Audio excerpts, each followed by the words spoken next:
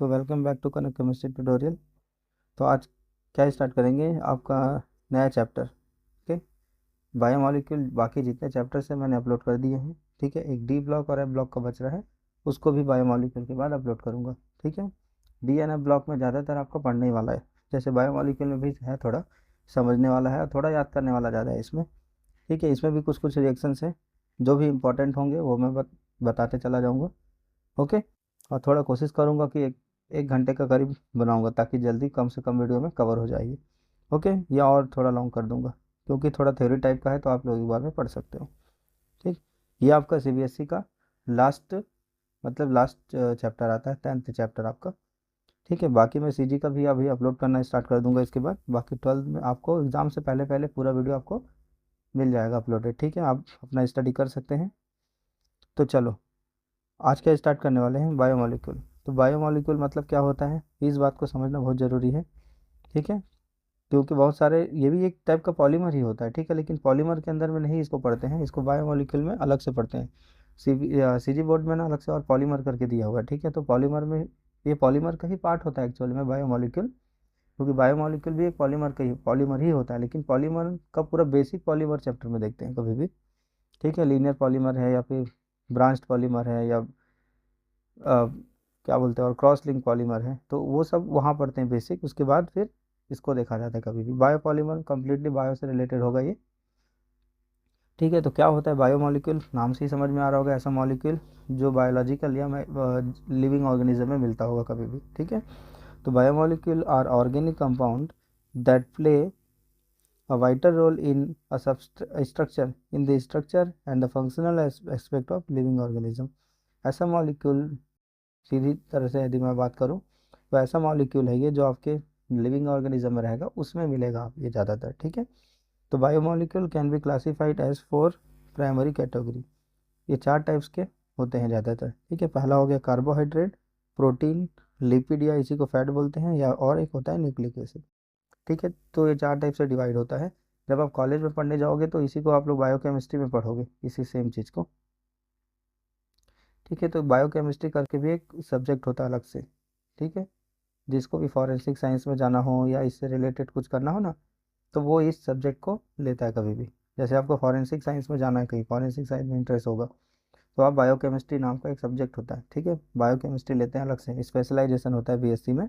आप इसके थ्रू जा सकते हो आगे बायोकेमिस्ट्री, या अलग से आप तो फॉरेंसिक साइंस में ही आने लगे हैं, तो आप डायरेक्टली फॉरेंसिक साइंस में क्या होगा, यही सिलेबस होगा इसके अंदर दोनों। तो आप किसी भी तरह से आप जा सकते हो उसमें। ठीक है, जिसको बायोटेक्नोलॉजी में जाना है बायोटेक्नोलॉजी में जा सकता है। ठीक है, जो ज़्यादातर इस पे काम करता है वो बायोटेक्नोलॉजी वाला न्यूक्लिक एसिड पे। ठीक है, मतलब जो डीएनए वीएनए होता है ना, उसको इधर उधर करके वो हाइब्रिड बनाता है या फिर उसको टेक्नोलॉजी को बढ़ाता है कभी भी। तो ये बायोटेक्नोलॉजी के अंतर में आ जाता है पूरा चीज़। ये चीज़ है, तो आपको क्या लेना है, किस पर इंटरेस्ट है, ये डिपेंड करता है। तो बायोमोलिक्यूल बहुत इंटरेस्टिंग सब्जेक्ट है, ज़्यादातर बायो वालों के लिए काम में आता है। ठीक है, तो सबसे पहले क्या होता है इसमें, कार्बोहाइड्रेट के बारे में देखते हैं, स्टार्ट करते हैं। ठीक है, और मैं आके ले जाऊंगा, यही थोड़ा स्ट्रक्चर था इसलिए मैं इसको थोड़ा सा एक पेज नोट्स बनाया था इसमें। तो कार्बोहाइड्रेट होता क्या है, कार्बोहाइड्रेट मतलब एनर्जी ही होता है एक प्रकार का, शुगर या सैकेराइड बोलते हैं जिसको। ठीक है, तो दे आर ऑप्टिकली एक्टिव। अब ऑप्टिकली एक्टिव क्या होता है, इसके बारे में मैंने ऑलरेडी फर्स्ट चैप्टर के ऑर्गेनिक में बताया था, हेलो एल्केन और हेलो एलिन में। ठीक है, ऐसा मॉलिक्यूल जो ऑप्टिकल एक्टिव, जो लाइट होता है ना, जो मोनोक्रोमेटिन लाइट होता है, उसको एब्जॉर्ब करेगा। ठीक है, और यदि ये राइट साइड और लेफ्ट साइड दो टाइप का नेचर शो करता है, यदि राइट डायरेक्शन में टर्न करता है और लेफ्ट डायरेक्शन में टर्न करता है, यदि इस टाइप का ये नेचर शो करता है, तब उसको बोलते हैं ऑप्टिकली एक्टिव कंपाउंड। मतलब एब्जॉर्ब करके राइट डेक्स्ट्रोरेटरी और लियो रोटेटरी यदि नेचर शो करवा करेगा, तो उसको ऑप्टिकली एक्टिव कंपाउंड बोलते हैं। ठीक है, तो ये कार्बोहाइड्रेट भी उसी टाइप का कंपाउंड है। तो पॉलीहाइड्रोक्सी एल्डिहाइड और कीटोन, और the compound which produce such unit on hydrolysis. ठीक है, ये ऑप्टिकली एक्टिव होगा, चाहे वो पॉलीहाइड्रोक्सी एल्डिहाइड या कीटोन हो। ठीक है, दोनों अलग अलग होता है, दोनों ही कार्बोहाइड्रेट होता है इसमें।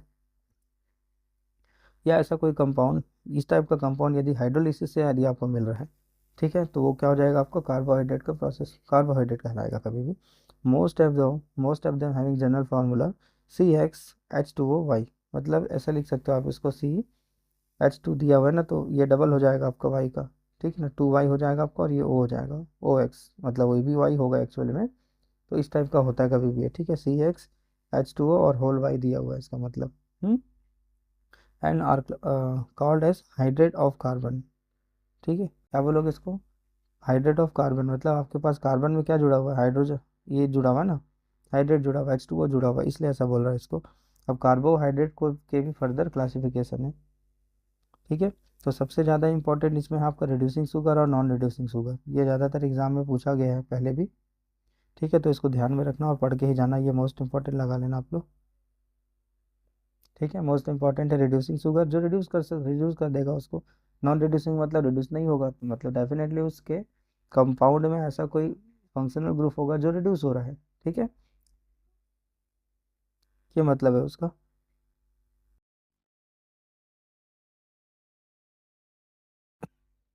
तो रिड्यूसिंग शुगर क्या होगा? कंटेन फ्री एल्डिहाइड और ketonic group and reduce the Fehling solution and Tollens reagent. मतलब जो टॉलेंट सॉल्यूशन के साथ रिड्यूस हो जाए या फिर फेलिंग सॉल्यूशन के साथ रिड्यूस हो जाए और टॉलेंट रिएजेंट के साथ रिड्यूस हो जाएगा। किस वजह से हो रहा है? उसके अंदर जो प्रेजेंट है कीटोन और एल्डिहाइड ग्रुप, उसकी वजह से प्रेजेंट हो रहा है। ठीक है, उसकी वजह से ये चेंज हो रहा है या रिड्यूस हो रहा है, तो वो क्या हो जाएगा? रिड्यूसिंग शुगर हो जाएगा। तो क्या बोलोगे आप लोग? This type of compound contain free aldehyde और कीटोन ग्रुप। ठीक है, which can reduce the failing solution and tolerant reagent is known as reducing sugar। ठीक है, रिड्यूसिंग शुगर क्या होगा? जिसमें आपको फ्री एल्डिहाइड और कीटोन कीटोन ग्रुप प्रेजेंट रहेगा, जो फेलिंग सॉल्यूशन और टॉलरेंट रिएजेंट को रिड्यूस कर सके। ठीक है, ये मतलब होता है। तब इसके एग्जाम्पल कौन कौन से होंगे? जो हो इसमें मोनोसैकेराइड और इसको अलग से पढ़ाऊंगा पूरा मैं। ठीक है, तो monosaccharide and disaccharide that possesses a free aldehyde. तो मोनोसैकेराइड और डाइसैकेराइड ही ऐसा ग्रुप है जिसमें आपको फ्री एल्डिहाइड या कीटोन ग्रुप मिलेगा आपको। ठीक है, ये फर्दर क्लासिफाइड किस में है आपके? जैसे इसी का एग्जांपल हो गया माल्टोज और लैक्टोज। तो माल्टोज और लैक्टोज का स्ट्रक्चर पूछा जाता है एग्जाम में, इसलिए मैं यहाँ पे स्ट्रक्चर बना दिया हूँ, ये वाला चीज़। ठीक है, माल्टोज वाला, ये माल्टोज का स्ट्रक्चर है और ये आपके लैक्टोज का स्ट्रक्चर है। ठीक है, तो यहाँ पे C1 कार्बन C2 से यहाँ से जुड़ा रहता है कभी भी, और इसमें C1 कार्बन जो ग्लूकोज का C1 कार्बन होगा ये C4 कार्बन से जुड़ा रहेगा कभी भी। बताऊंगा मैं आगे जब इसमें जाऊंगा तो डिटेल में कैसे होता है, बट ये स्ट्रक्चर याद रखना आप लोग, इंपॉर्टेंट है, पूछ देता है 2 नंबर में, right structure of maltose and lactose. तो इस किसका एग्जांपल हो जाएगा? माल्टोज और लैक्टोज, ये आपका गैलेक्टोज डाइसैकेराइड का एग्जांपल हो जाएगा। ठीक है, तो ध्यान में रखना इसको। तो आपको इतना चीज़ लिखना ही पड़ेगा यदि 2 नंबर में भी आता है तो, भले स्ट्रक्चर मत बनाना यदि आपको रिड्यूसिंग शुगर बोल रहा है तो, बट नाम जरूर लिखना है इसका। ठीक है, और उसके बाद आता है नॉन रिड्यूसिंग शुगर। तो नॉन रिड्यूसिंग शुगर में क्या होगा? एल्डिहाइड और कीटोन ग्रुप प्रेजेंट नहीं होगा, ऑब्वियसली, करेक्ट। तो नॉन रिड्यूसिंग शुगर में क्या हो जाएगा? Do not have free aldehyde और ketone group and do not reduce the Fehling solution and Tollens reagent. अब है ही नहीं तो, ग्रुप ही नहीं है तो फेलिंग सॉल्यूशन किसको रिड्यूस करेगा? नहीं कर पाएगा ना, ये चीज़ है। तो इसका एग्जांपल में होगा डाइसैकेराइड। ठीक है, if the reducing group of monosaccharide that is aldehyde और ketonic group are bonded and they are non reducing in nature, जैसे कि एग्जांपल है इसका सुक्रोज एग्जांपल है। ठीक है, तो नॉन रिड्यूसिंग शुगर में सुक्रोज का एग्जांपल, ये आपके एमसीक्यू में बहुत टाइप के क्वेश्चन बनते हैं और आपके कंपटीशन एग्जाम के लिए भी बहुत ज़्यादा इंपॉर्टेंट होता है ये चैप्टर। ठीक है, यदि कोई पीएमटी वाला है, प्री मेडिकल टेस्ट या नीट वाला जो बंदा है ना, उसको तो ज़रूर पढ़ना चाहिए बायोमोलिक्यूल, क्योंकि कम्प्लीटली बायो बेस्ड पे है, तो इससे बहुत सारे क्वेश्चन पूछने के चांसेस रहते हैं। ठीक है, ये मतलब होता है इसका। तो रिड्यूसिंग और नॉन रिड्यूसिंग शुगर को तो अच्छे से करके ही जाइएगा आप लोग। उसके बाद एक नोट लिखा हुआ है, saccharin is not carbohydrate but is 500 times sweeter than sucrose. ठीक है, सैकरिन एक कार्बोहाइड्रेट नहीं होता है बट 500 टाइम्स स्वीट होता है। ठीक है, सुक्रोज की तुलना में। अब on the basis of their behaviour, अब इसका क्लासिफिकेशन हो गया, रिड्यूसिंग शुगर और नॉन रिड्यूसिंग शुगर 2 टाइप का हो गया। अब on the basis of their behaviour on hydrolysis, अब जब हाइड्रोलिसिस आप करोगे तो उसके भी कुछ कुछ टाइप्स होते हैं। ठीक है, तो सबसे पहले इसमें देखा जाता है कार्बोहाइड्रेट। कार्बोहाइड्रेट भी 2 टाइप से डिवाइड होता है। ठीक है, तो कार्बोहाइड्रेट को मैं प्रीवियस इसमें जाऊंगा नोट्स में और उसको फिर डिटेल बताऊंगा आप लोगों को। तो कार्बोहाइड्रेट भी 3 टाइप का होगा ये। ठीक है, मोनोसैकेराइड या इसी को बोलते हैं डाइसैकेराइड, ओलिगोसैकेराइड को, और होता है पॉलीसैकेराइड, रेंज अलग होता है बस और कुछ नहीं। ठीक है, तो मोनोसैकेराइड मतलब होता है सिंपल शुगर, आपका सिंपल शुगर आते हैं इसमें। ठीक है, मोनोसैकेराइड एग्जाम्पल है इसमें ग्लूकोज और फ्रुक्टोज, 2 एग्जाम्पल हम देखेंगे इसमें। ठीक है, तो सिंपल शुगर बोला जाता है इसमें, जो मोनोसैकेराइड मतलब होगा 3 से 7 चेन होता है इसका, किसका मैं बताऊंगा आप लोगों को। अभी एक वो फॉर्मूला बताया था ना, CH2 और O, यही होता है ना। देखो CX और H2O का होल बोला था, वाई, यही मतलब हो गया ना उसका, तो दोनों तो सेम है। तो ये क्या होगा, CH2, ये वाला जो यूनिट होगा ना, यदि ये 3 से 7 यूनिट जुड़ा होगा आपस में, तब उसको मोनोसैकेराइड बोलोगे। 3 से 7 चेन के फॉर्म में रहेगा, ठीक है। जैसे इसके साथ और जोड़ दिया मैं, CH2O CH2O CH2O, तो इस टाइप को यदि 3 से 7 यूनिट इसमें जुड़ रहा है, स्मॉलेस्ट यूनिट होता है कार्बोहाइड्रेट का, तो उसको मोनोसैकेराइड बोलोगे आप लोग। दिस शुगर, या इसी की बात करें, monosaccharide can not B hydrolysed into smaller molecule, ये खुद ही स्मॉल है तो इसको और क्या स्मॉल करोगे आप लोग, ठीक है ना। तो ये चीज़ है, ये स्मॉलेस्ट पार्ट, स्मॉलेस्ट यूनिट होता है, ठीक है, कार्बोहाइड्रेट का, मोनोसैकेराइड जो होता है आपका। तो मोनोसैकेराइड भी 3 से 7 यूनिट का बना होता है, यदि आप इसको फर्दर तोड़ने की कोशिश करोगे तो नहीं टूटेगा, ये चीज़ है आपको। तो जनरल फार्मूला CnH2nOn हो जाएगा, ठीक है, जो ये बताया मैं यहाँ पे। तो around 20 monosaccharides are reorganize to exist in nature. तो 20 टाइप के मोनोसैकेराइड्स होते हैं जो नेचर में मिलता है कभी भी, ठीक है। तो एग्जाम्पल है इसमें से कुछ, फ्रुक्टोज हो गया, ग्लूकोज हो गया, राइबोज हो गया, एटसेट्रा, ठीक है। 20 टाइप्स होते हैं, ऐसे बहुत सारे होते हैं, जिसमें से मेनली क्या होता है, फ्रुक्टोज हो गया, ग्लूकोज हो गया, राइबोज हो गया। तो इन दोनों के बारे में अलग अलग हम पढ़ेंगे, ठीक है, ये वाला चीज़। तो आगे मैं चलता हूँ अब इसमें, ठीक है। ये वाला कार्बोहाइड्रेट का जो अभी तक मैं बताया था ना, सेम यही चीज़ है आपका। ये वाला, ये क्लासिफिकेशन मैंने ऑलरेडी बता चुका है, ठीक है, मैं यहाँ पे चालू किया हूँ यहाँ से। तो कार्बोहाइड्रेट ना 2 टाइप का होता है कभी भी। ये वाला कार्बोहाइड्रेट 3 टाइप का होगा, मोनोसैकेराइड, ओलिगोसैकेराइड और पॉलीसैकेराइड, ठीक है। तो can not be further hydrolyse, मतलब आप इसको फर्दर डिवाइड नहीं कर सकते, इसी को एक्सप्लेन करके लिखा था मैं उसमें, और कुछ नहीं। तो जहाँ पे 3 से 7 यूनिट किसका होगा आपका, इस चीज़ का होगा, ठीक है। तो एग्जांपल में ग्लूकोज, फ्रुक्टोज और राइबोज एटसेट्रा हो गया, ठीक। ओलिगोसैकेराइड में क्या होगा, सेम चीज़, यील्ड मतलब रहता है इसमें, ऑक्टेन होता है ये, ठीक है, 2 to 10 मोनोसैकेराइड होगा। अब याद रखना आप लोग, जब आपके पास CH2, ये मैं इसको डायरेक्टली 7 लिख दे रहा हूँ यहाँ पे, ठीक है, इस टाइप का यूनिट है, तो आप इसको आप क्या बोल रहे हो, मोनोसैकेराइड बोल रहे हो, मोनोसैकेराइड बोल रहे हो ना, ये वाला। अब यदि आपके पास ये मोनोसैकेराइड, मतलब इसका पूरा ब्रांच यदि आपके पास कितना होगा, 2 से 10 होगा, समझ रहे हो मतलब, जब इसका कितना होगा, ये सेट जो होगा ना 2 से 10 होगा, तब उसको क्या बोलोगे आप, ओलिगोसैकेराइड बोलोगे, मतलब और लंबा चेन हो गया इसमें। मतलब स्मॉलेस्ट यूनिट कौन सा हो गया, कार्बोहाइड्रेट का, मोनोसैकेराइड। मोनोसैकेराइड भी इसको कब बोलोगे आप लोग, जब ये 3 से 7 यूनिट रहेगा, इसमें 3 से 7 यूनिट रहेगा, एन मतलब एन हो गया ना इसका। तो ये 7 होगा, मैं मैक्सिमम लेके चल रहा हूँ इसमें, ठीक है, ये 7 यहाँ पे लिख दोगे, तो अब इसी का ही 7 का कितना हो जाएगा, ये दो इसका, यदि 2 से 10 मोनोसैकेराइड होगा, चेन होगा, तब उसको ओलिगोसैकेराइड बोला जाता है। मतलब डिफ्रेंशिएट करने की कोशिश करना, मैं क्या समझाने की कोशिश कर रहा हूँ, ठीक। तो अब इस ये जो भी होगा, ठीक है, C6H10O5, ये इसका फॉर्मूला हो गया टोटल। यहाँ पे जो एन होगा 2 से 10 होगा आपका, ठीक है। ये चीज़ है, एग्जाम्पल क्या हो जाएगा इसमें, सुक्रोज हो गया और माल्टोज हो गया। माल्टोज का स्ट्रक्चर मैंने दिखा दिया, इसलिए मैं वो नोट्स दिखाया आपको मैं, ताकि माल्टोज का स्ट्रक्चर जान सको आप, ठीक है। तो ये सुक्रोज इसका एग्जाम्पल है, और माल्टोज इसका एग्जाम्पल है किसका, ओलिगोसैकेराइड का। पॉलीसैकेराइड मतलब क्या होगा, बहुत लार्ज नंबर ऑफ मोनोसैकेराइड होगा इसमें ऑन हाइड्रोलिसिस, तो इसका एग्जाम्पल कितना हो जाएगा, एन 100 से 3000 तक होता है इसमें, ठीक है। स्टार्च हो गया, सेलुलोज हो गया, ग्लाइकोजन हो गया, ठीक है। तो ये सब क्या चीज़ हो गया, पॉलीसैकेराइड में आपका आएगा। अब इसमें भी एग्जाम्पल किसका देखे होगा आप लोग, मोनोसैकेराइड को डिटेल में पढ़ेंगे। आई होप मैं जो पढ़ा रहा हूँ आपको समझ में आ रहा होगा, ठीक। तो समझ में आ रहा होगा तो लाइक करना आप लोग, ठीक है, अपने दोस्तों तक शेयर करना, एटलीस्ट किसी और दूसरों के काम आ जाए कम से कम। और पहली बार यदि मेरे चैनल को देख रहे हो तो सब्सक्राइब जरूर कर लेना, नहीं तो जितने भी नोटिफिकेशन है अपडेट नहीं आ पाएंगे आपके पास, ओके। तो मोनोसैकेराइड क्या हो जाएगा आपका, बता चुका हूँ मोनोसैकेराइड क्या होता है। उसमें एग्जाम्पल किसका देखोगे, ग्लूकोज का और फ्रुक्टोज का। तो ग्लूकोज का पहला एग्जाम्पल स्टार्ट करते हैं यहाँ से, ठीक है, पूरा डिटेल देखेंगे इसमें। ग्लूकोज का फार्मूला क्या होगा, C6H12O6, सब लोग जानते हो आप लोग। इसको और क्या बोलते हैं, एल्डो हेक्सोस, ठीक है। एल्डो इसलिए बोलते हैं क्योंकि इसमें एल्डिहाइड होता है, और ये हेक्सोस होता है, 6 कार्बन का होना होता है, तो इसीलिए, ठीक है।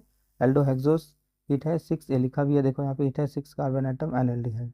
एल्डिहाइड की वजह से एल्डो बोला जाता है, और 6 कार्बन की वजह से हेक्सोस बोला जाता है, ठीक है, याद रखना है इसको। इसका प्रिपरेशन मेथड है, लेबोरेटरी मेथड क्या हो जाएगा, जब सुक्रोज को आप क्या करोगे, हाइड्रोलिसिस करोगे in the presence of acid, ये H+ का मतलब क्या होता है, एसिडिक कंडीशन होता है, ठीक है। इसका मतलब ये H2SO4 के साथ रिएक्ट करवा रहा होगा, नहीं तो HCl होगा इसके पास, नहीं तो कोई और एसिड लिया होगा यहाँ पे, ठीक है। तो H+ यदि कहीं पे भी लिखा होगा इसका मतलब क्या हो रहा है, ये एसिडिक कंडीशन है, एसिडिक कंडीशन इसमें सप्लाई कर रहा है, एसिडिक कंडीशन इसमें, ठीक है। जब आप सुक्रोज को हाइड्रोलिस करोगे, मतलब तोड़ोगे समझो इसको, तो ये दो चीज़ों में डिवाइड हो जाएगा, एक ग्लूकोज में और एक फ्रुक्टोज में।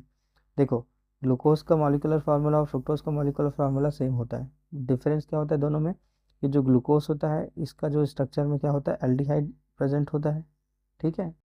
और फ्रुक्टोज के में कीटोन ग्रुप प्रेजेंट होता है, याद रखना है दो चीज़ को।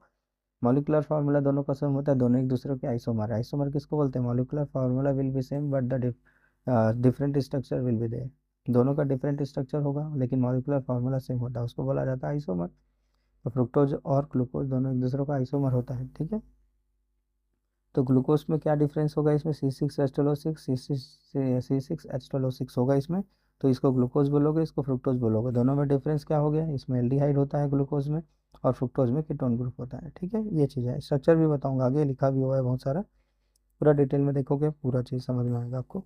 एक होता है कमर्शियल मेथड, ये तो लैब में बनाने वाला मेथड हो गया, ठीक है। लेकिन यहाँ पे लैब में बनाने के लिए क्या होगा, अब जब ग्लूकोज और इसको बनाओगे एक साथ, ये दोनों एक ही कंटेनर में होगा, तो इसको सेपरेट करने में आपको डिफिकल्ट होगा, ठीक है। बस, तो सेपरेट करने के लिए कुछ अलग टेक्निक का यूज़ किया जाता है इसमें फिर।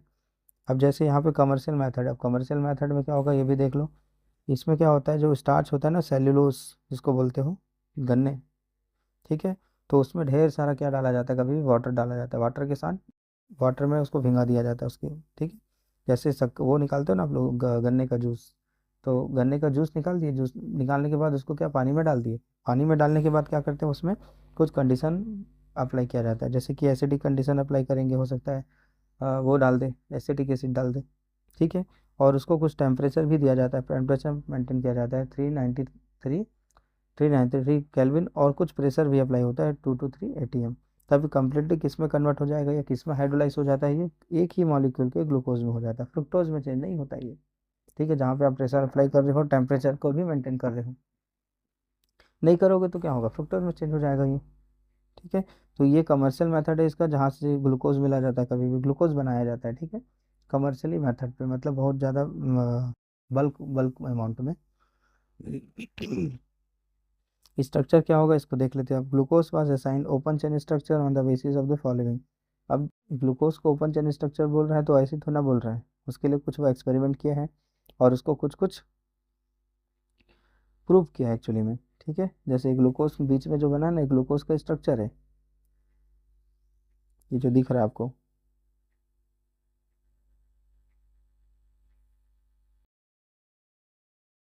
ये जो दिख रहा है ना आपको, ये ग्लूकोज का स्ट्रक्चर है।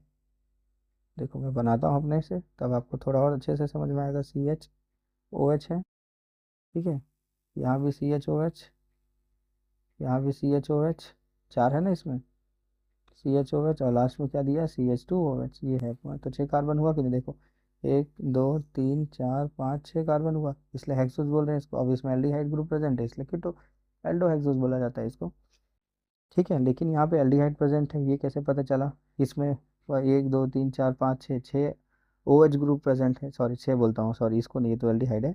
5 OH ग्रुप प्रेजेंट है, कैसे कंफर्म किया आपने, ठीक है। ये हेक्सोस है, हेक्सेन उससे बनता है ना ये, हेक्सोस, तो 6 कार्बन है, ये आपने कैसे कंफर्म किया, मतलब कुछ ना कुछ टेस्ट किए होंगे, एक्सपेरिमेंट किए होंगे, ठीक है, तभी पता चलेगा ना आपको। तो सबसे पहला क्या किया है इसमें देखो, तो एक बेसिक कॉन्सेप्ट मैंने आपको ऑलरेडी बता चुका हूँ, ठीक है ना, कि किसके ऑक्सीडेशन से क्या मिलता है करके। तो एक बार और बता देता हूँ यहाँ पे मैं, ताकि आपको रिमाइंड हो जाए आप लोगों को। तो जैसे आपके पास मीथेन है, ठीक है, इसका यदि ऑक्सीडेशन करते हो आप, इसमें एक ऑक्सीडेशन करोगे तो ये किस में चेंज हो जाएगा आपका, अल्कोहल में चेंज होगा, ठीक है। अल्कोहल का ऑक्सीडेशन करोगे तो एल्डिहाइड में चेंज होगा, एल्डिहाइड का ऑक्सीडेशन करोगे तो एसिड में चेंज होगा, ठीक है। और एसिड का भी ऑक्सीडाइज कर दोगे तो सीधा और हो जाएगा कार्बन डाइऑक्साइड, ये सब में, ठीक है। तो इस टाइप का मैं सीरीज ऑलरेडी बता चुका हूँ, तो उसको ध्यान में रखना थोड़ा, तो उसी से थोड़ा बहुत आपको मिल जाएगा आइडिया। तो जैसे ये एल्डिहाइड ग्रुप है, तो फर्स्ट स्टेप में क्या देखते हैं हम यहाँ पे, फर्स्ट स्टेप में किसके साथ रिएक्ट करवा रहे हो, ऑक्सीडेशन करवा रहे हो। ये ओ ये लिखा है ना जो, ये ऑक्सीजन इस टाइप का, इसका मतलब होता है नेसेंट ऑक्सीजन, और इसका मीनिंग क्या होता है कि ऑक्सीडेशन हो रहा है यहाँ पे, ठीक है। यदि मान लो इसकी जगह आर लिखा रहेगा तो मतलब रिडक्शन हो रहा है। तो ये ऑक्सीडेशन हो रहा है, किसके प्रेजेंस में ऑक्सीडेशन हो रहा है, ब्रोमीन वाटर के प्रेजेंस में ऑक्सीडेशन हो रहा है, ठीक है। तो जैसे ऑक्सीडेशन हो रहा है, तो यदि इसमें एल्डिहाइड ग्रुप प्रेजेंट होगा, यदि इसमें एल्डिहाइड ग्रुप प्रेजेंट होगा तो वो किस में चेंज हो जाएगा, एसिड में चेंज हो जाएगा, ठीक है ना, जो हुआ है यहाँ पे। और इसको कैरेक्टराइज करके फिर इसको प्रूव किया गया है। तब ये क्या बोलते हैं इसको, देखो नाम भी इसका है क्या, ग्लूकोनिक एसिड। तो आपको एग्जाम में क्या पूछ सकता है, आपको किस तरह से पूछ सकता है कि convert the glucose into gluconic acid, conversion में आता है ना, जिससे आप लोग बहुत डरते हो। कन्वर्सन पढ़े रहोगे ना तो कोई डरने की जरूरत नहीं है। तो यहाँ पे क्या बोल रहा है, ग्लूकोज टू ग्लूकोनिक एसिड। यदि इस टाइप का मान लो क्वेश्चन आ रहा है तो आप नहीं बना पाओगे क्या, ग्लूकोज का स्ट्रक्चर याद रखना ये वाला, सी एच है और इसको ओ एच टेट्रा कर देना, और C H two O H कर देना इसको, ये चीज़ है। अब इसका क्या करोगे, ऑक्सीडेशन करोगे, ठीक है ना। यदि बाई चांस ऑक्सीडेशन भी लिखते हो तो भी हद तक, बहुत हद तक सही होगा वो, ठीक है। और किसके प्रेजेंस में होगा, ब्रोमीन वाटर के प्रेजेंस में होगा ये, ठीक है। तब क्या करना है, इस एल्डिहाइड ग्रुप की जगह एसिड ग्रुप डाल देना, बस यहाँ पे सी ओ ओ एच करना, बाकी एज इट इज है पूरा, इसमें देख लो ये वाला। इसको क्या बोलते हैं, ग्लूकोनिक एसिड। तो आपको प्रैक्टिस तो करना होगा ना। ऑर्गेनिक ऐसी, देखो इजी होता है तो सब कोई पास हो जाते हैं, ठीक है ना। कुछ तो पढ़ना पड़ेगा आपको, तभी आप दूसरों से अलग रहोगे, ठीक है ना। परसेंटेज में वेरी होगा, आगे जाओगे तो आपको सीट अलग मिलेगा, ठीक है। तो आप जितना ज़्यादा पढ़ोगे आपको उतना ही फ़ायदा होगा, ये चीज़ है। तो कंपटीशन है तो कंपटीशन के हिसाब से पढ़ना पड़ेगा आपको, ठीक है ना। 12वीं कभी भी परसेंट तो आना ही चाहिए, नो डाउट, लेकिन परसेंट के लिए पढ़ोगे तो फिर अच्छे से नहीं पढ़ पाओगे आप, ठीक है ना। एटलीस्ट अपने नॉलेज के लिए पढ़ो, फ्यूचर के लिए, तो आपका अपने आप परसेंट बढ़ेगा। लेकिन वही है, सबको नंबर के पीछे भागना है, क्या कर सकते हैं, कंपटीशन है, क्या करोगे। ठीक है, तो ये पहला रिएक्शन हो गया ग्लूकोज टू ग्लूकोनिक एसिड, किसके कैसे बनेगा, ऑक्सीडेशन से बनेगा, ठीक है।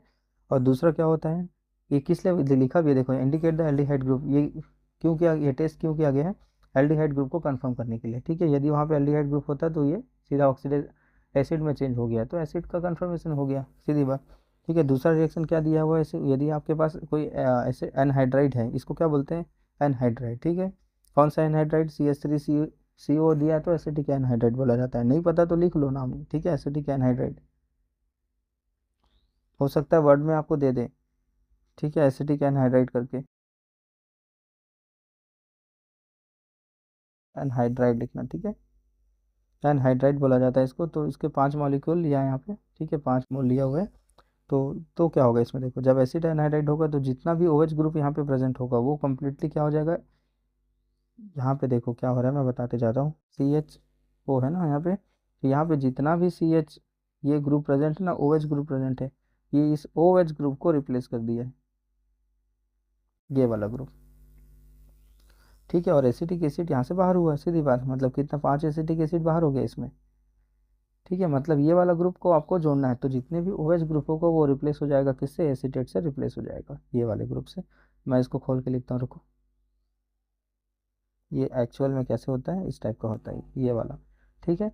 तो जब एसिटिक एसिड इसमें से बाहर निकल रहा है तो ये वाला ना कम्प्लीटली बाहर हो जाएगा, ये वाला ग्रुप बाहर हुआ, और इसके साथ हाइड्रोजन होगा एक, ये वाला इसका हाइड्रोजन होगा, तो यहाँ से जितने हाइड्रोजन होंगे ना वो सब बाहर हो जाएगा, एज एसिटिक एसिड के फॉर्म में बाहर हो जाएगा। अब बचा क्या, देखो यहाँ पे CHO बचा हुआ है यहाँ पे ऑलरेडी, तो यहाँ पे CHO लिखा हुआ है, बाकी क्या जोड़ दो, COCH3, दैट्स ऑल, ठीक है ना। तो सभी जगह आपको कि जहाँ पे OH है ना, सब जगह यही करना है आपको।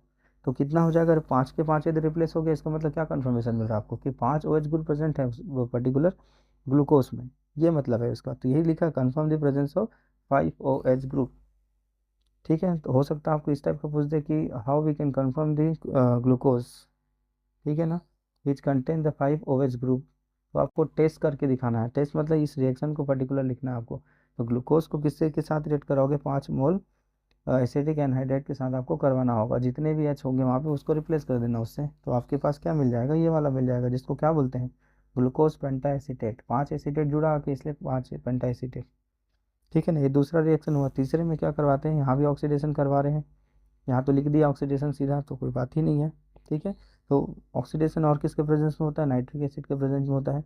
तो यहाँ पे क्या होगा, जो नाइट्रिक एसिड होता है ना वो स्ट्रॉन्ग ऑक्सीडाइजिंग एजेंट होता है। क्या होता है? Strong oxidizing agent. अब स्ट्रॉन्ग ऑक्सीडाइजिंग एजेंट होगा इसमें, तो क्या होगा, इसके पास जितना भी एल्डिहाइड या फिर अल्कोहल ग्रुप होगा ये सब के सबको एसिड में चेंज कर देगा। ठीक है, मतलब क्या होता है यहाँ पे देखो, मैं लिख देता हूँ। जैसे कि ये मेथनॉल है आपके पास, इसका ऑक्सीडेशन करोगे तो एल्डिहाइड में चेंज होता है ये। ठीक है, इसका ऑक्सीडेशन करोगे तो एसिड में चेंज होता है ये।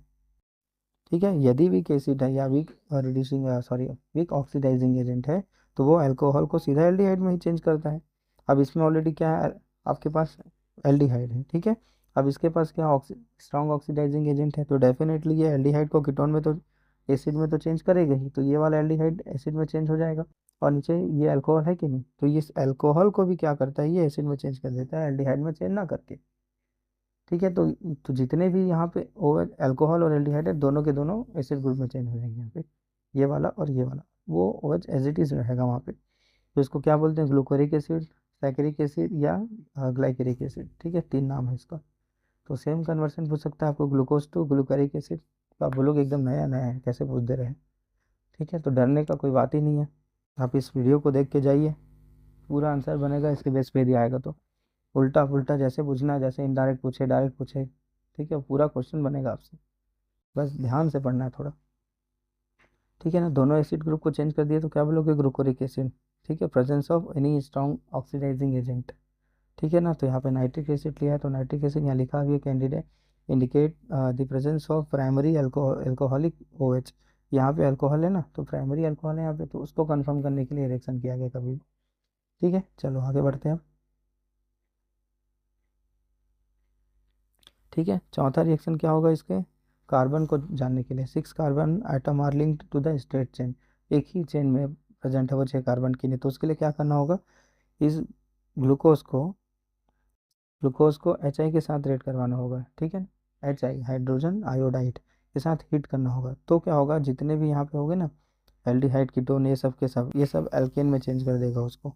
ठीक है ना, एल्केन में चेंज हो जाता है इसमें। तो यहाँ पे CH3 CH2 4 हो जाएगा आपके पास, क्योंकि यहाँ पे OH है, और CH3 तो नॉर्मल हेक्सेन में चेंज हो जाता है ये।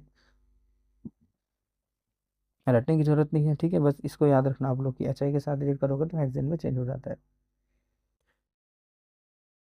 ठीक, अब नेक्स्ट फिफ्थ रिएक्शन में आओ आप लोग। अब ग्लूकोज का रिएक्शन किस, ये रिएक्शन पूछा जाता है ये वाला। ठीक है, ऑक्सिम एंड साइनोहाइड्रिन, ये पूछा जाता है कई बार। ठीक है, आपके इसमें अमाइन वाले चैप्टर में भी मैं बताया था ये वाला। ठीक है, देखो यहाँ में अमाइन आया ना, तो अमाइन चैप्टर में भी था और यहाँ भी चैप्टर में, तो अब दोनों में से किसी को भी याद करो, आपको इंपॉर्टेंट हो जाता है ये ज़्यादातर। ठीक है, तो इस मेन रिएक्शन को तो पढ़ के ही जाना आप लोग, मोस्ट इंपॉर्टेंट रिएक्शन है ये जो बता रहा हूँ अभी। 5 रिएक्शन इंपॉर्टेंट है। ठीक है, इसमें 6 रिएक्शन दिया हुआ है, ये दोनों ऑक्सीडेशन होता है ये। तो इसको क्या बोलते हैं, NH2 को, NH2OH, इसको बोलते हैं हाइड्रोक्साइल अमाइन, हाइड्रोक्साइल अमाइन, याद रखना है इसको। ठीक है, तो जब ग्लूकोज का रिएक्शन हाइड्रोक्साइल अमाइन के साथ करवाओगे तब क्या होगा, सिर्फ एल्डिहाइड वाले पोजीशन पे यहाँ पे रिएक्ट होने वाला है। ठीक है, तो जो O ऑक्सीजन होता है ना उसकी जगह क्या जुड़ जाएगा आपका, NOH जुड़ जाएगा, ये वाला चीज़ याद रखना है इसको। तो इसी को बोलते हैं ऑक्जिम। ठीक है, तो ये पूरा क्या है, ग्लूकोज, इसलिए ग्लूकोज ऑक्जिम बोला जाता है इसको। ये क्यों किया जाता है, कभी भी confirm the presence of carbonyl group. तो यहाँ पे कार्बोनाइल ग्रुप एल्डिहाइड है ना, तो एल्डिहाइड में कार्बोनाइल ग्रुप है कि नहीं है, इस कार्बोनाइल ग्रुप को प्रेजेंट कंफर्म करने के लिए ये वाला टेस्ट किया जाता है कभी भी।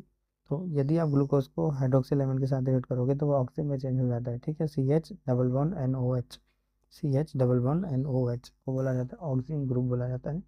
और एक लास्ट है आपके पास साइनाइड के साथ, यदि हाइड्रोजन साइनाइड के साथ रिएक्ट करवा रहे हो तो क्या हो जाएगा, साइनोहाइड्रिन बनाता है कभी भी है। तो एल्डिहाइड में दो चीज़ होता है, तो एल्डिहाइड का एक बॉन्ड टूटेगा, यहाँ पे साइनाइड जुड़ेगा और दूसरे की जगह OH जुड़ जाता है यहाँ पे। ठीक है, डबल बॉन्ड की जगह।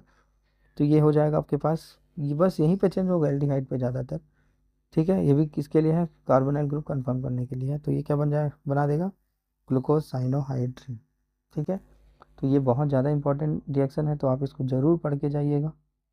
ठीक है, मोस्ट इंपॉर्टेंट है ये, तो इसको ज़रूर पढ़ के जाना है एग्जाम में, बोर्ड एग्जाम में, चाहे CG बोर्ड वाले हो चाहे CBSE बोर्ड वाले हो, करके ही जाना इसको। ज़्यादातर पूछा जाता है इसमें से क्वेश्चन, चाहे वो MCQ के थ्रू पूछे, SSN रीजन में पूछे, कन्वर्सन में पूछे, ठीक है, चाहे और क्या फिल इन द ब्लैंक्स वाला पूछ देगा, ठीक है, ये वाला दे दिया यहाँ पे क्वेश्चन मार्क दे देगा, ठीक है, ये दोनों को रिएक्शन दे देगा, यहाँ पे क्वेश्चन मार्क दे देगा। तो आपको जैसे भी पूछे बनना ही चाहिए, ठीक है ना, इस लेवल पे आपको पढ़ाई करना है, समझाने का काम के लिए तो है ही टीचर।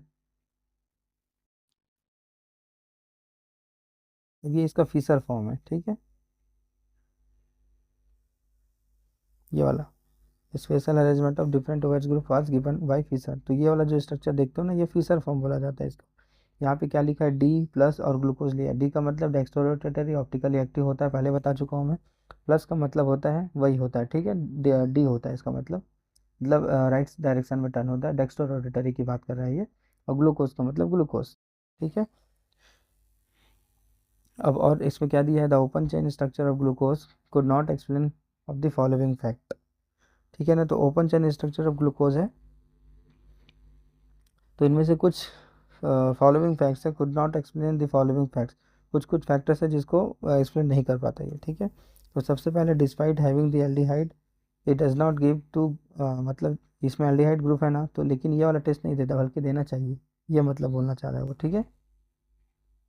ये वाला टेस्ट उसको देना चाहिए बट नहीं दे पाता। तो despite having the aldehyde group it does not give the 2,4 DNP test, तो ये टेस्ट नहीं देता ये, ठीक है, जिसको बोलते हैं Schiff test. And does not form the hydrogen sulphide addition product with the sodium bisulphide. तो ये कुछ कुछ इसके अपवाद हो गए समझो, या डिसएडवांटेज हो गए समझो, ठीक है ना। तो ये क्या बोलता है, 2,4 डीएनपी टेस्ट नहीं देता कभी भी ग्लूकोज, याद रखना।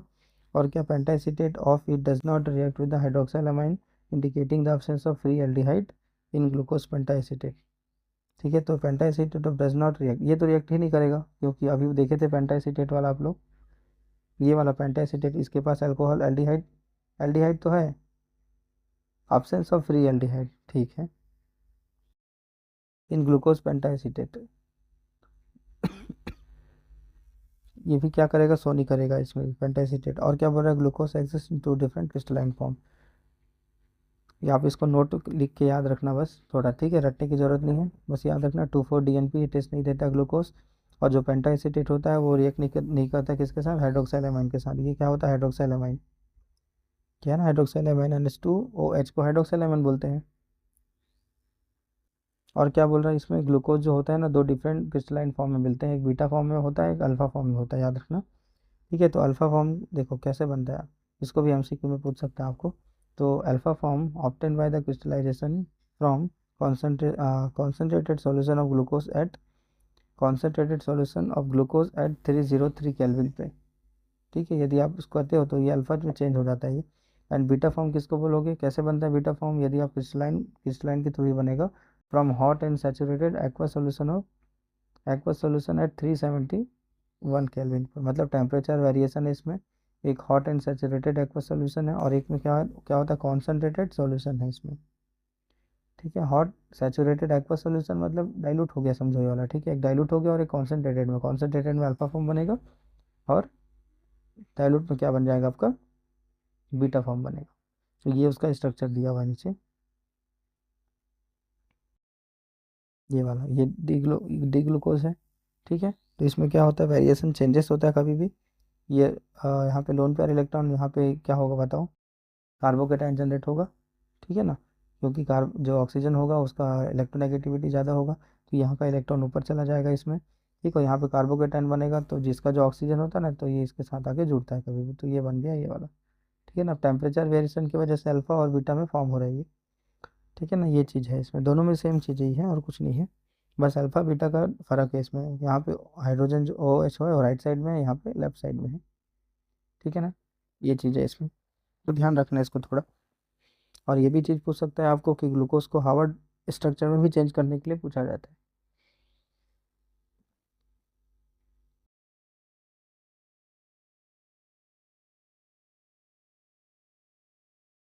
ये लिखा है ना इसमें फीसर फॉर्म, ये है ना, जो ये है फीसर फॉर्म है आपका, राइट साइड अल्फा मतलब अल्फा हो गया, ये OH हो गया, CH2OH, ये चीज़ हो गया, ठीक है। बीच में एक और OH छोड़ दिया मैं, बीच में एक और OH लिख देना, ये हो गया। अब इसको क्या बोलते हैं, फिशर फॉर्म बोला जाता है इसको। फिशर लिखा है ना, फिशर ये वाला देखो यहाँ पे। फिशर को यदि आपको कन्वर्ट करने बोलेगा हावर्थ में, ये हावर्थ स्ट्रक्चर में, तो क्या करना है, इसी का ही ना हेक्सोस बनाते हैं कभी भी इस टाइप का, ये वाला। अब C1 C2 C2 करके आपका क्या करते जाना है, इसका लिखते जाना है आपको। तो यहाँ पे क्या होता है, कीटो फॉर्म में होगा इस टाइप का। ठीक है, तो एक जगह यहाँ पे ऑक्सीजन लिख दिया, और उसके बाद देखो HOH है, तो इस टाइप से फॉर्म में दिया हुआ है पहले कार्बन पे। ठीक है, दूसरे कार्बन पे क्या दिया है, HOH। देख लेना अल्फा फॉर्म है, ये वाला फॉर्म दिया है कि ये वाला फॉर्म दिया है। अल्फा फॉर्म इसका ये होगा, बीटा फॉर्म ये वाला होगा आपका। ठीक है, ये बीटा फॉर्म हो गया, ये अल्फा फॉर्म हो गया। तो इसको देखना आप, यहाँ पे ऑक्सीजन जुड़ा हुआ है तो ऑक्सीजन एक में कर देना चाहिए रिंग में। बाकी ये C1 C2 C3 C4 C5 C6 इसको करके आप लगाते जाना। जैसे कि H यहाँ पे दिया लेफ्ट साइड में, तो RH हो जाएगा। दूसरे में HOH दिया हुआ है, तीसरे में OHS दिया हुआ है, तो बस चेंज करते रहना है इसमें। मतलब आपको साइक्लोहेक्सेन इस टाइप का बनाना है। यहाँ पे ऑक्सीजन लगा देना है, और एक C1 कार्बन पे क्या दिया हुआ है, H दिया हुआ है, तो H को ऊपर रख दो, OH को इधर रख दो। ठीक है, C2 कार्बन पे HOH दिया हुआ है, तो यहाँ पे भी सेम करो, HOH डाल दो। C2 कार्बन में तीसरे पे क्या दिया है, OH दिया हुआ है, तो OH यहाँ पे डाल दो। चौथे पे HOH दिया हुआ है, तो HOH ऐसे डाल दो। पांचवे में H दिया हुआ है, HCH2 दिया है ना, तो यहाँ पे क्या करो, नीचे H और ये CH2OH हो जाएगा ऊपर में। तो ये हावर्थ पोजिशन में चेंज हो गया, हावर्थ फॉर्म में।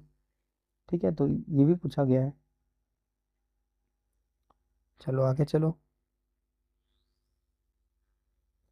ठीक है, तो alpha beta glucose have different configuration at anomeric C1 and C1 carbon, hence are called anomer. मतलब यदि डिफरेंट डिफरेंट होता है, जो C1 कार्बन होता है कभी भी चेंज होता है ना C1 कार्बन में। देखो मैं फिर से इसका डिफरेंस बताता हूँ।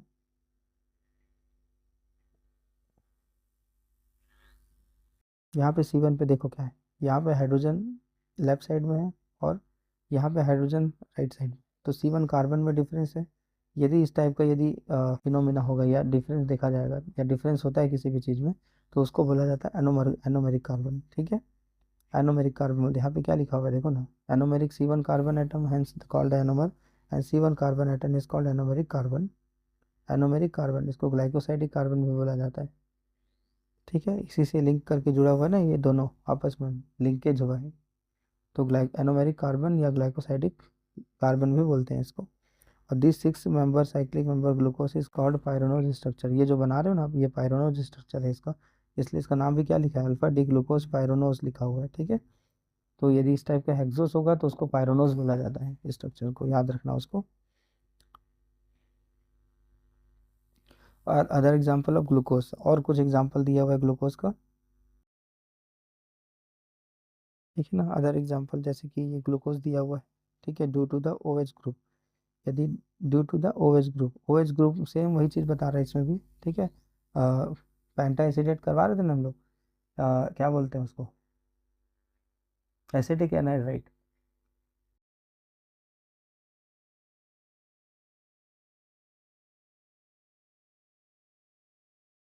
तो एसिटिक एनहाइड्राइड के साथ करवा रहे थे कभी भी, तो क्या हो रहा था, जितना भी H था वो उसके साथ रिप्लेस हो रहा था। इसमें भी सेम चीज़ होगा और कुछ नहीं। तो ये भी क्या होगा, ग्लूकोज पेंटा एसिटेट बनेगा। उसकी जगह क्या ले रहे थे आप, CO2 O ले रहे थे, ग्लू एसिटिक एनहाइड्राइड। वहाँ एसिटिक एसिड निकल रहा था, यहाँ पे HCl निकलेगा और क्या। लेकिन ये बेस में प्रेजेंस में हो रहा है। ठीक है, मिक्सर ऑफ अल्फा बीटा दोनों बनता है इसमें।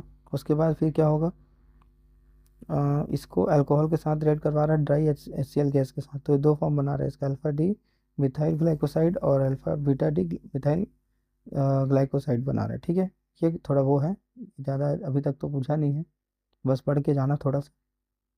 ठीक है, यदि पूछेगा तो बना लेना, एक बार देख के जाओगे तो चांसेस होते हैं कि याद आ जाए वो। और यदि पेंटाक्लोराइड के साथ कर रहे हो तो सेम चीज़ होगा, जहाँ पे एसीटेट आप चेंज करे थे वहाँ पे Cl लगा देना बस, और कुछ नहीं। इसको क्या बोलोगे, पेंटा और क्लोरोग्लूकोज बोला जाता है इसको। ठीक है, यदि आ गया तो बनना चाहिए, ये चीज़ है, बस एक बार ऐसे देख के जाना। और यदि एल्डिहाइड ग्रुप प्रेजेंट होगा उसमें, तो इसके 3 टाइप के रिएक्शन होंगे। सोडियम अमलगम है, सोडियम अमलगम क्या करेगा, एल्डिहाइड रिडक्शन का काम करता है, याद रखना, इसको लिख लेना। ठीक है, सोडियम अमलगम जो होता है ना, वो रिडक्शन का काम करता है। जब एल्डिहाइड का रिडक्शन आप करोगे तो क्या बनेगा, अल्कोहल बन जाएगा वो, अल्कोहल में चेंज होता है वो। तो इसको ध्यान में रखना थोड़ा आप लोग। ठीक है, तो अल्कोहल बना देगा। यदि कोई एल्डिहाइड ग्रुप है आपके पास तो ये अल्कोहल बनाएगा ना, रिडक्शन होगा इसका तो। CH2OH एल्कोहल में चेंज हो जाएगा ये, ठीक है। तो यहाँ पे लिखा है ना CH2OH दिया हुआ है, तो बस रिडक्शन प्रोसेस है जिसको क्या बोला जाता है, यदि ऊपर भी CH2 अल्कोहल है, नीचे भी अल्कोहल है, बीच में सेकेंडरी अल्कोहल है, ये प्राइमरी अल्कोहल है दोनों, और बीच वाला सेकेंडरी अल्कोहल है, तो इसको क्या बोलते हैं, सॉर्बिटॉल बोलते हैं। नाम याद रखना सॉर्बिटॉल। हो सकता है पूछ दे आपको glucose to sorbitol, convert the glucose to sorbitol. Sorbitol मतलब दोनों साइड CH2OH और CH2OH होगा, बीच में सेकेंडरी OH ग्रुप होगा, ठीक है। और ऑक्सीडेशन से दो होते हैं, बताया था, फेलिंग और वो वाला सिल्वर नाइट्रेट वाला, ठीक है। तो फेलिंग सोल्यूशन के साथ करोगे तो ये कॉपर और कीप्रस ऑक्साइड का रेड प्रेसिपिटेट देगा, ठीक है, जो ग्लूकोनिक एसिड बनता है। और इसमें भी ग्लूकोनिक एसिड बनेगा सिल्वर एसिटेट में। ग्लूकोनिक एसिड मतलब क्या होता है, ऑक्सीडेशन होता है, पहले जस्ट बताया था ना, इसमें ऑक्सीडेशन होगा तो क्या बनेगा, ग्लूकोनिक एसिड बनेगा, दोनों साइड CS क्या बोलते हैं, देखो दिखाता हूँ मैं आपको। अभी किए थे ना रिएक्शन में आप लोग ग्लूकोनिक एसिड, है देखो CH, जस्ट पहला रिएक्शन देखें इसमें हम लोग, ये वाला, ये ऑक्सीडेशन से बनेगा ही, तो इसका क्या प्रेसिपिटेट आएगा इसमें, कभी भी रेड कलर का प्रेसिपिटेट होगा यदि फेलिंग से आप रिड्यूस करवाओगे उसको, ठीक है, ऑक्सीडाइज करवाओगे, और नाइट्रो सिल्वर के साथ करवाओगे तो सिल्वर मिरर इमेज बनता है इसमें, ये वाला, ठीक है। तो ये रहा पूरा ग्लूकोज का पार्ट। अब उसके बाद मैं सेकंड आता हूँ फ्रुक्टोज का। फ्रुक्टोज का ज़्यादा नहीं देखना है इसमें, ठीक है, जस्ट कुछ स्ट्रक्चर देखने हैं और कुछ ध्यान में रखना है, लेकिन इतना पूरा डिटेल नहीं पढ़ना है आपको फ्रुक्टोज में। ग्लूकोज और फ्रुक्टोज दो इंपॉर्टेंट है, जिसमें से ग्लूकोज बहुत ज़्यादा इंपॉर्टेंट है क्योंकि बहुत सारे रिएक्शन है इसमें और इंपॉर्टेंट रिएक्शन है, ठीक है। तो फ्रुक्टोज, इसका फार्मूला भी सेम होता है C6H12O6, डिफरेंस क्या होता है, इसमें कीटोन ग्रुप होता है, लिखा है इसमें, is a ketohexose as it contain the 6 carbon item and ketonic group, ketone group होता है इसमें, देखो सर सेकंड पोजीशन पे कीटोन ग्रुप होता है, उसमें फर्स्ट पोजीशन पे एल्डिहाइड होता है।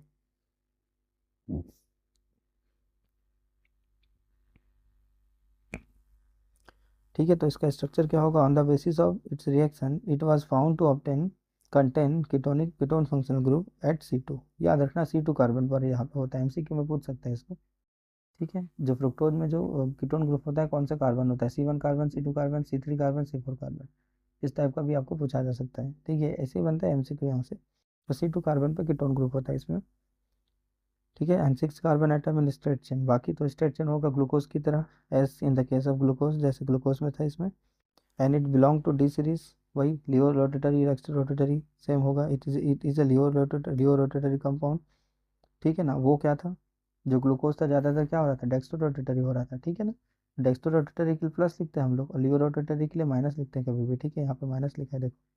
तो डिफरेंस भी पता चल रहा है आपको, ग्लूकोज में और फ्रुक्टोज में क्या डिफरेंस हो गया, पहले एल्डिहाइड ग्रुप हो गया और कीटोन ग्रुप हो गया, दोनों का स्टेट चेन होता है, ये सिमिलैरिटी हो गया, ठीक है ना। और जो फ्रुक्टोज होता है उसमें एल्डिहाइड फर्स्ट कार्बन पर होता है, और फ्रुक्टोज में सेकंड कार्बन पर कीटोन ग्रुप होता है, ठीक है ना, ये D सीरीज है।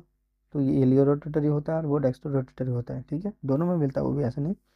तो it appropriately return as D minus fructose, it is open chain structure, ठीक है, ये तो कोई दिक्कत नहीं। तो ये इसका स्ट्रक्चर फ्रुक्टोज का, एल्डिहाइड जैसे बनाए थे ना अभी ग्लूकोज का, वैसे ये इसका भी स्ट्रक्चर है, सेम चीज़, ठीक है। तो ये इसका हावर्थ, ये हावर्थ वाला नहीं है, हावर्थ वाला ये है, ठीक है। तो इसमें क्या पूछ सकता है आपको डायरेक्टली, फ्यूरोनोस स्ट्रक्चर है, ठीक है, 5 मेंबर रिंग ये वाला, तो हावर्थ स्ट्रक्चर है ये वाला, और ये वाला कीटोस अलग है ये, ठीक है।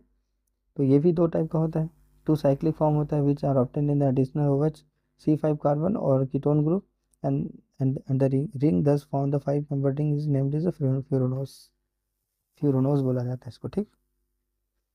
तो ये हो गया आपका फ्रुक्टोज के बारे में। ये हावर्थ है इसका सेम चीज़, ये जो साइक्लिक स्ट्रक्चर बना है ना, जो अभी आपको बताया था, C1 कार्बन पे ये होता है, तो C1 कार्बन पे क्या करना है आपको, ये लगा देना है, ठीक है ना। तो यहाँ पे क्या बनाना है आपको, पेंटोज बनाना पड़ता है, जिसको बोलते हैं फ्यूरोनोस, ठीक है, ये वाला।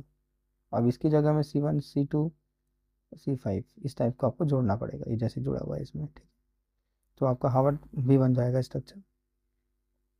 और एक होता है म्यूटो रोटेशन, ठीक है, म्यूटो रोटेशन क्या होता है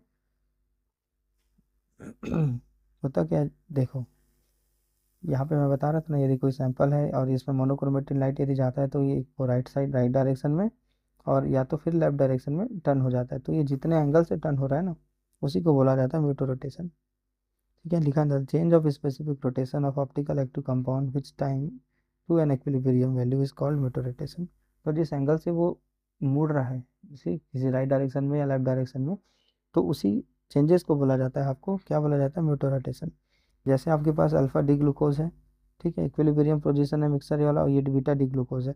तो इसके लिए अल्फा डी कितना हो जाएगा, +112 डिग्री, मतलब 112 डिग्री, और इस इक्विलिब्रियम मिक्सर के लिए +52 +1 और ये 19 होता है, ठीक है ना। तो ये अलग अलग होता है डिग्री, और कुछ नहीं, इसमें ज़्यादातर इतना कुछ देखने का नहीं है।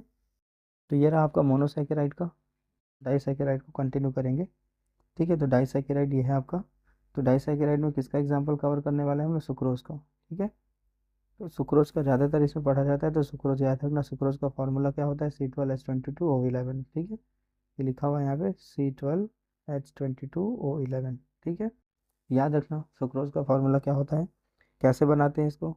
यदि आपके पास कोई सुक्रोज है, सुक्रोज को कैसे बनाओगे, केन शुगर, या वो शुगर केन बोला जाता है उसको, एक्चुअल में केन शुगर ही होता है वो, ठीक है। तो यहाँ पे जो सुक्रोज होता है उसको क्या करते हैं, हाइड्रोलिसिस करते हैं। मतलब सुक्रोज से आप क्या निकाल रहे हो, ठीक है ना, क्या चीज़ बनता है, इन्वर्ट शुगर बोलते हैं उसको, ठीक है। तो जैसे कि आपके पास सुक्रोज है, उसको यदि आप हाइड्रोलिसिस करते हो in the presence of invertase enzyme, ठीक है, ये लिखा है इन्वर्टेज एंजाइम, तो ये ग्लूकोज और मतलब ग्लूकोज और फ्रुक्टोज दो टूट जाते हैं। जैसे हम लोग पहले बनाते थे ग्लूकोज को, कैसे बनाते हैं फॉर्मेशन ऑफ ग्लूकोज का, लेबोरेटरी मेथड और क्या क्या बताया था, कमर्शियल मेथड को, तो सेम वैसी है। तो इसमें एक ग्लूकोज होगा और एक फ्रुक्टोज होगा, ठीक है, एक्वस सोल्यूशन में होगा ये।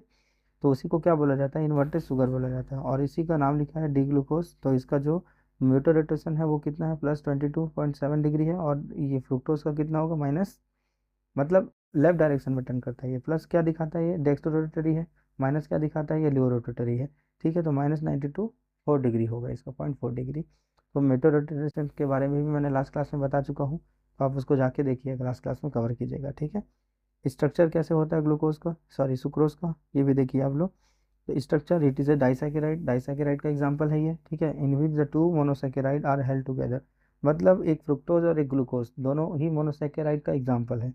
तो एक ग्लूकोज और दूसरा होगा, दूसरा जो ये लिखा है ना यहाँ पे, ग्लूकोज है और दूसरा फ्रुक्टोज है, तो ये दोनों मॉलिक्यूल यदि आपस में जुड़ा होगा, ठीक है, तब उसको बोलोगे सुक्रोज। मतलब यदि सुक्रोज को यदि आप हाइड्रोलिसिस करोगे तो क्या मिलेगा आपको, एक मॉलिक्यूल ग्लूकोज का और एक मॉलिक्यूल फ्रुक्टोज का। इसको एमसीक्यू में पूछ सकता है आपको, तो याद रखना इसको, ठीक है। तो जैसे कि आपके पास ये ग्लूकोज का है, इसको कौन सा स्ट्रक्चर बोलते हैं, हार्वर्ड स्ट्रक्चर बोलते हैं, ठीक है। तो अल्फा डी ग्लूकोज हो गया आपके पास, ये पहले पोजीशन पर ये है आपके, ठीक है ना। और दूसरा क्या होता है, ये फ्रुक्टोज, ये यहाँ से यहाँ तक फ्रुक्टोज होगा, ये भी है, ठीक है। अब इन दोनों मॉलिक्यूल को जो आपस में जोड़ के रखेगा, ठीक है ना, ये लिखा है ना ऑक्सीजन लिंकेज ये वाला, इसी को बोला जाता है ग्लाइकोसाइडिक लिंकेज, ठीक है। मतलब जो दो मोनोसेकेराइड को आपस में जोड़ कर रखा हुआ है, विच कैन होल्ड टुगेदर, ठीक है ना। मतलब आपके पास मोनोसेकेराइड है, मोनोसेकेराइड में एग्जांपल है ग्लूकोज का और फ्रुक्टोज का। अब इन दोनों को जोड़ के रखने के लिए कुछ तो लिंक चाहिए, तो वो जो लिंकेज क्या कहलाएगा, आपका ग्लाइकोसाइडिक लिंकेज कहलाएगा इसको। तो यहाँ पे क्या लिखा है, it is a disaccharide which two monosaccharide held together by the glycosidic linkage between C1 and C2 carbon of B glucose beta D glucose. मतलब ग्लूकोज का C1 कार्बन, यदि उसको और डी पूछना होगा एमसीक्यू में या किसी कंपटीशन एग्जाम में, तो क्या पूछेगा कि ग्लूकोज का कौन सा कार्बन जुड़ा होता है ग्लाइकोसाइडिक लिंकेज से। तो ग्लूकोज का C1 कार्बन और बीटा, ये अल्फा डी ग्लूकोज होगा, और ये बीटा डी फ्रुक्टोज होगा, ठीक है। तो ये इसके C2 कार्बन से जुड़ा होगा, फ्रुक्टोज के C2 कार्बन से। ध्यान में रखना क्या क्या चीज़ बोला हूँ। C1 कार्बन हो गया ग्लूकोज का, ठीक है, C2 कार्बन हो गया फ्रुक्टोज का, और जो ग्लूकोज होगा ये अल्फा डी ग्लूकोज होता है, फ्रुक्टोज होता है ये बीटा डी ग्लूकोज होता है, ठीक है ना। अब किससे जुड़ा रहेगा आपस में, ग्लाइकोसाइडिक लिंकेज से जुड़ा रहेगा। तो इनमें से कुछ भी पकड़ के आपको पूछ सकता है एमसीक्यू में, ठीक है, या जैसा भी वो क्वेश्चन बना सकता है उसमें से, तो ध्यान में रखना इसको। वैसे ही माल्टोज का पूछ सकता है आपको, माल्टोज और लैक्टोज का स्ट्रक्चर मैंने बताया था लास्ट क्लास में, आप जाके देख लीजिएगा, ठीक है। तो माल्टोज क्या होगा, डेक्स्ट्रोरोटेटरी होता है, ठीक है। ये क्या होगा, डेक्स्ट्रोरोटेटरी होगा, तो ये भी डाइसैकेराइड का एग्जांपल है, लैक्टोज और माल्टोज। तो इसमें क्या होगा, disaccharide which two alpha D glucose, इसमें जो है ना दो ग्लूकोज आपस में जुड़ा रहता है। जैसे सुक्रोज में क्या जुड़ा है, एक ग्लूकोज का मॉलिक्यूल है और एक फ्रुक्टोज का मॉलिक्यूल है, तो इसमें दो ग्लूकोज आपस में जुड़ा रहेगा, लेकिन शर्त है कि कैसे जुड़ा रहेगा, C1 कार्बन से जुड़ा रहेगा, एक ग्लूकोज जो होगा C1 कार्बन से जुड़ा रहेगा और दूसरा जो ग्लूकोज होगा वो C4 कार्बन से जुड़ा रहेगा। किससे जुड़ा रहेगा? ग्लाइकोसाइडिक लिंकेज से जुड़ा होगा। तो ये अंतर है इसमें, ठीक है। माल्टोज में याद रखना, मतलब माल्टोज को जब आप हाइड्रोलाइज करोगे तो 2 मॉलिक्यूल ऑफ ग्लूकोज मिलेगा आपको, ठीक है ना। याद रखना, MCQ में दे में आस्क लाइक दिस क्वेश्चन। तो लैक्टोज क्या होता है? डाइसेकेराइड का एग्जांपल है। इसमें याद रखना ये चीज़, ये बीटा डी गैलेक्टोज होता है इसमें, एंड बीटा डी ग्लूकोज होता है। मतलब एक ग्लूकोज का मॉलिक्यूल होता है इसमें और दूसरा क्या होता है? गैलेक्टोज का मॉलिक्यूल होता है। ये चीज़ को याद रखना बस इसमें। गैलेक्टोज मतलब जब आप लैक्टोज को हाइड्रोलाइज करोगे तो एक ग्लूकोज मिलेगा और दूसरा गैलेक्टोज मिलेगा, ठीक है। बीटा डी गैलेक्टोज और बीटा डी ग्लूकोज। ये भी किसके द्वारा जुड़ा रहेगा? ग्लाइकोसाइडिक लिंकेज के द्वारा जुड़ा रहेगा। एक C1 glycosidic linkage C1 of galactose का जो C1 कार्बन होगा और ग्लूकोज का C4 कार्बन होगा, ठीक है। इसके बारे में मैंने स्ट्रक्चर बना दिया है लास्ट में। तो इतना ही पढ़ना है आपको डाइसैकेराइड में, ठीक है। इनमें से ज़्यादातर यही पूछा जाता है। एग्जाम्पल क्या होता है? Which are the example of disaccharide, या which are the not example of disaccharide. तो यदि आपको माल्टोज ग्लूकोज सुक्रोज दिया है और कोई दूसरा दिया होगा, मान लो सिर्फ ग्लूकोज ही दिया होगा, तो फिर आप ग्लूकोज को आंसर में टिक करना, ठीक है। समझ लो किस टाइप का क्वेश्चन पूछ सकता है, नोट करके भी दे सकता है।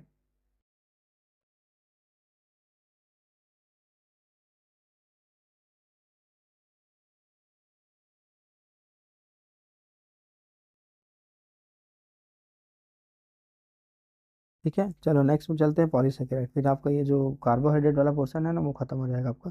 पॉलीसेकेराइड में किसका एग्जांपल देखोगे? स्टार्च का एग्जांपल देखने वाले हो आप। तो स्टार्च जो होता है वो मेन स्टोरेज होता है एनर्जी का, ठीक है। तो starch is the main storage of polysaccharide of plant. Plant का जो सबसे स्मॉलेस्ट पार्ट हो गया, स्मॉलेस्ट नहीं बोल सकते, मतलब जो एनर्जी को जो स्टोर करके रखा रहता है वो स्टार्च स्टार्च के फॉर्म में रहता है कभी भी। स्टार्च को जब आप हाइड्रोलिसिस करोगे तो वो ओलिगोसैकेराइड में चेंज होगा।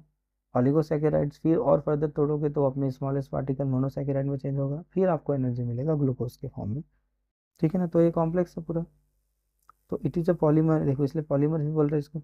It is a polymer of alpha D glucose unit and consist of two component of amylose and amylopectin, ठीक है। तो जो स्टार्च होगा वो दो चीज़, यहाँ पे दो चीज़ से मिलके बना रहता है समझो। एक अमाइलोज प्रोटीन, एक अमाइलोज होता है और एक अमाइलोपेक्टिन होता है। हाँ। एक अमाइलोज होगा और एक अमाइलोपेक्टिन होगा, ध्यान में रखना, ठीक है। Starch are made up of using, मतलब made up of by two component amylose and amylopectin. तो अमाइलोज क्या होगा? जो अमाइलोज होता है वो वाटर सॉल्युबल होता है। याद रखना, इसमें भी बहुत सारे MCQ, बहुत सारे क्वेश्चन ये सब बन सकते हैं। इसलिए कंपटीशन एग्जाम के पॉइंट ऑफ व्यू से भी बायोमोलिक्यूल बहुत ज़्यादा इंपॉर्टेंट है, ठीक है। तो ध्यान से पढ़ना है, इतना जितना पढ़ा रहा हूँ उतना ही पढ़ो। और बाकी और बहुत सारे क्वेश्चन बनते हैं, आप NCERT बुक को भी एक बार पढ़ना, ठीक है। अमाइलोज क्या हो जाएगा आपके पास? Amylose is a water soluble component which consist constituent about the 15 to 20% of starch. तो जो अमाइलोज होता है वो 15 से 20% क्या रखा रहता है? स्टार्च होता है इसमें, जो वाटर में सॉल्युबल होता है। Chemically amylose is a long unbranch chain, unbranched होता है ये, with 200 to 1000 alpha D glucose, ठीक है। तो इसमें अल्फा डी ग्लूकोज से ही जुड़ के बना रहेगा। कितना ग्लूकोज होना चाहिए उसमें? 200 से 1000 तक का ग्लूकोज आपस में जुड़ा रहेगा। किससे? 1,4 ग्लाइकोसाइडिक लिंकेज। ये लिखा ना 1,4, मतलब ग्लाइकोस ग्लूकोज ही होगा इसमें, प्योर ग्लूकोज है इसमें अमाइलोज में। 200 से 1000 ग्लूकोज होगा, ठीक है। जैसे माल्टोज भी बन रहा था ना बहुत, लेकिन दो ही, यदि 2 यूनिट ही जुड़ा हुआ है तो उसको माल्टोज बोल रहे हो। लेकिन 1000 जुड़ा हुआ है ग्लूकोज उसमें, तो उसको आप अमाइलोज बोलोगे, ठीक है। वो भी अल्फा डी ग्लूकोज कैसे जुड़ा होगा? सब आपस में क्या, पहला जो ग्लूकोज होगा दूसरे ग्लूकोज के C4 से जुड़ेगा, फिर उसी का पहला वाला जो होगा ना वो सी, मतलब 1,4 1,4 1,4 करके जुड़ते रहेगा आपस में, तो उसी को बोलोगे ग्लाइकोसाइडिक लिंकेज, इसलिए इसको 1,4 ग्लाइकोसाइडिक लिंकेज बोल रहे हैं, ठीक है। तो ये ध्यान में रखना आप लोग। अब दूसरा होता है अमाइलोपेक्टिन। अमाइलोपेक्टिन जो होता है इनसॉल्युबल पार्ट होता है स्टार्च का, ठीक है। तो amylopectin is insoluble in water and constituent 80 to 85% of starch. 80 से 80 से 85% स्टार्च रखा रहता है अपने पास। It is a branch chain होता है, ये ब्रांच्ड होता है, ठीक है। इसलिए बोला था ना पॉलीमर का पहले में बेसिक पढ़ा जाता है कभी भी, ठीक है ना। इसके बाद देखूंगा मैं पॉलीमर वाला ही होगा तो पॉलीमर वाला ही डाल दूंगा, ठीक है।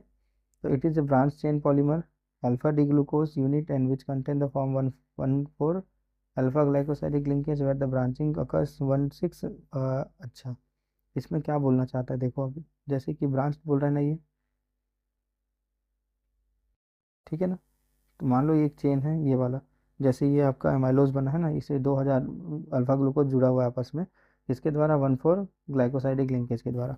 वैसे ही 1,4 ग्लाइकोसाइडिक लिंकेज ये सेम होगा आपके पास, लेकिन ये ब्रांच है तो मान लो एक और चेन है इसके पास, तो ये जो ब्रांच होगा ना, जैसे कि ये वाला जो चेन होगा ना आपके पास पहले वाला, वो दूसरे वाले चेन से जुड़ रहा है तो ब्रांच हो गया ये भी ब्रांच हो गया। हो सकता है इधर एक और हो, ये भी इससे जुड़ा होगा।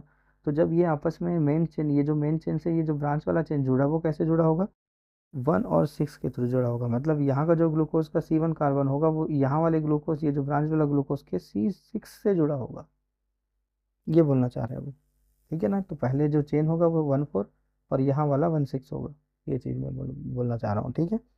ये होता है माइलोपेक्टिन का पार्ट, ठीक है। ये स्टार्च हो गया। अब उसके बाद देखो सेलुलोज के बारे में, it is a straight chain होता है ये भी, और polysaccharide compose the beta D glucose. अब इसमें बीटा डी ग्लूकोज होगा, ठीक है, अल्फा और बीटा में होगा, इधर उधर होता है, याद बताया था। तो beta D glucose which are held together by the 1,4 beta glycosidic linkage, and the beta glycosidic linkage C1 and 1 glucose and C4 of next glucose, ये भी ग्लूकोज से ही मिलकर बना होता है कभी भी, ठीक है। तो ये हो गया आपका सेलुलोज के बारे में भी। अब नेक्स्ट है आपके पास ग्लाइकोजन, एनिमल स्टार्च होता है ये, ठीक है ना। तो जैसे कि पत्तियों में स्टार्च जमा होता है ना कभी भी, मतलब जो प्लांट होते हैं ना, जो क्लोरोफिल कहाँ पे होता है, क्लोरोफिल में ही फोटोसिंथेसिस होता है, वहीं पे स्टार्च होता है कभी भी, स्टार्च वहीं से होता है, वहीं से एनर्जी आपको मिलेगा, वहीं से वो मतलब एनर्जी सप्लाई होगा फिर पूरे प्लांट्स के बॉडी में। तो वैसे ही क्या होता है ना, ग्लाइकोजन कहाँ पे होता है, लीवर में होता है, लीवर में जाके जमता है कभी भी, ठीक है। तो एनर्जी, सोर्स ऑफ एनर्जी कहाँ से प्रोड्यूस होगा यदि हमको चाहिए होगा, तो लीवर से प्रोड्यूस होगा कभी भी। लीवर के ऊपर में ना, यहाँ पे जिस इस टाइप का, यहाँ पे ना ग्लाइकोजन जमा रहता है कभी भी। यदि आपको एनर्जी चाहिए होगा तो इसी को डिकम्पोज करेगा बॉडी, ठीक है, और आपको एनर्जी प्रोड्यूस करेगा, ये चीज़ है, ठीक है। इसलिए फैट बोलते हैं ना, कोलेस्ट्रॉल ज़्यादा बढ़ रहा है, कुछ हो रहा है, तो यही चीज़ है, ठीक है। तो ग्लाइकोजन क्या हो जाएगा, एनिमल स्टार्च होता है ये, it is a major constituent of liver, देखो liver, muscles and brain, and when the body needs glucose, enzyme break the glycogen down to the glucose. तो जैसे बॉडी को यदि एनर्जी चाहिए होगा, तो जो एंजाइम्स होते हैं बॉडी के अंदर, ये क्या होता है इसके बारे में बताऊंगा। तो ये एंजाइम्स इसको हाइड्रोलाइज करेगा, तोड़ेगा और एनर्जी प्रोड्यूस करता है बॉडी में, ये चीज़ होता है। तो ये ग्लाइकोजन का काम हो गया। यदि ह्यूमन बॉडी की बात करो या कोई एनिमल की बात करो, तो उसके लिए, ठीक है। तो आई होप यहाँ तक आपको समझ में आया होगा क्या बोलना चाह रहा हूँ, ठीक। अब नेक्स्ट मैं टॉपिक में जाता हूँ, यहाँ पे प्रोटीन के बारे में, प्रोटीन के बारे में, ठीक है। प्रोटीन क्या हो जाएगा, ये भी बायोमोलिक्यूल है, बायोमोलिक्यूल का पार्ट है। तो proteins are the biomolecule of living system made up of the nitrogenous base, nitrogenous organic compound, ठीक है। तो नाइट्रोजनस बेस का बना रहेगा कभी भी ये, नाइट्रोजन जिसमें रहेगा कभी भी, ठीक है, nitrogenous organic compound by condensation और polymerization of alpha amino acid. तो प्रोटीन क्या हो जाएगा ना, देखो, प्रोटीन का सबसे स्मॉलेस्ट पार्ट क्या होता है, अमीनो एसिड होता है, ठीक है, जिसमें आपका एसिड ग्रुप और अमाइन ग्रुप दोनों होगा इसमें, ठीक है। NH2 होगा, यहाँ पे H या R जो भी होगा देख लेना, ठीक है, ये चीज़ है। लेकिन डेफिनेटली उसमें एसिड और एक बेस ग्रुप तो होगा ही होगा। तो वो क्या हो जाएगा आपका, अमीनो एसिड बोलते हैं इसको, ठीक है। तो अमीनो एसिड से ही मिलके क्या बना रहेगा आपका, प्रोटीन बना रहता है कभी भी, ठीक है। उसकी अल्फा अमीनो, जैसे कि ग्लूकोज ग्लूकोज आपस में जुड़ रहा था ग्लाइकोसाइडिक लिंकेज के थ्रू, तो क्या बना रहा था, या मोनोस, या फिर आपके पास स्टार्च बना रहा है, या माइलोज बना रहा है, या माल्टोज बना रहा है, इस टाइप का, ठीक है ना। तो वैसे अमीनो एसिड आपस में जब जुड़ते जाते हैं ना, तो वो प्रोटीन का निर्माण करता है ये, या फिर they can form the formation of protein, ठीक है, कैन फॉर्म द प्रोटीन। तो प्रोटीन का होता है, लेकिन ये जुड़ता आपस में कैसे है, एक होता है पेप्टाइड बॉन्ड, तो ये दोनों आपस में पेप्टाइड बॉन्ड से जुड़ते हैं। जैसे प्रीवियस वाला किससे जुड़ा था, ग्लाइकोसाइडिक लिंकेज से जुड़ा, ठीक है ना। ग्लाइकोसाइडिक लिंकेज भी इंपॉर्टेंट है, व्हाट इज ग्लाइकोसाइडिक लिंकेज भी पूछा जाता है। और इसमें ये भी इंपॉर्टेंट है, व्हाट इज पेप्टाइड बॉन्ड, तो पेप्टाइड बॉन्ड भी पूछा जाता है, which can hold the two amino acid link together, जहाँ पे दो अमीनो एसिड आपस में जुड़े रहेगा किसी जिस लिंकेज से, वो क्या हो जाएगा आपका, पेप्टाइड बॉन्ड बोलते हैं उसको, ठीक है ना। आगे मैं देख बताता हूँ आगे, ठीक है। तो amino acids are bifunctional molecule with both acidic carboxylic group and basic amino group in alpha amino acid. The amino group is is an alpha position with respect to carboxylic group and both amine and carboxylic group are attached in the same carbon atom. तो एक ही carbon atom से दोनों जुड़ा होगा ये वाला, ठीक है। इसी से ये भी जुड़ा हुआ है जो अभी मैं बनाया हूँ, हाइड्रोजन दोनों प्राय अल्फा ही पोजीशन पे जुड़ा रहेगा दोनों, इसलिए इसको अल्फा बोल रहा है, ठीक है। And they are very important as they are building block of the protein, ठीक है ना। तो ये बहुत ज़्यादा इंपॉर्टेंट होगा। अमीनो एसिड 20 टाइप के अमीनो एसिड मिलते हैं आपको, ठीक है। तो 20 टाइप का अलग अलग अमीनो एसिड होता है भाई, ठीक है, मतलब अलग अलग प्रोटीन का फॉर्मेशन करता है वो। अब उसका क्लासिफिकेशन देख लेते हैं किसका, प्रोटीन का, अमीनो एसिड का, सॉरी, ठीक है। अमीनो एसिड हो गया, तो अमीनो एसिड का क्या हो जाएगा, depending upon the relatively number of amino और कार्बोक्सिलिक ग्रुप। जैसे कि मान लो जैसे किसी ओ ग्रुप यदि मान लो ज़्यादा हो गया, तो वो जो पर्टिकुलर अमीन जो होगा या अमीनो एसिड होगा वो एसिडिक कहलाएगा, ठीक है ना। तो उसके हिसाब से 3 टाइप में डिवाइड करेंगे, एसिडिक, बेसिक और न्यूट्रल। न्यूट्रल का मतलब क्या होगा, जहाँ पे एसिड और NH2 ग्रुप दोनों बराबर बराबर रहेगा, दोनों सेम अमाउंट पर रहेगा, ठीक है।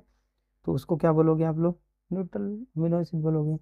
That is for example glycine, alanine और वेलिन, ठीक है ना।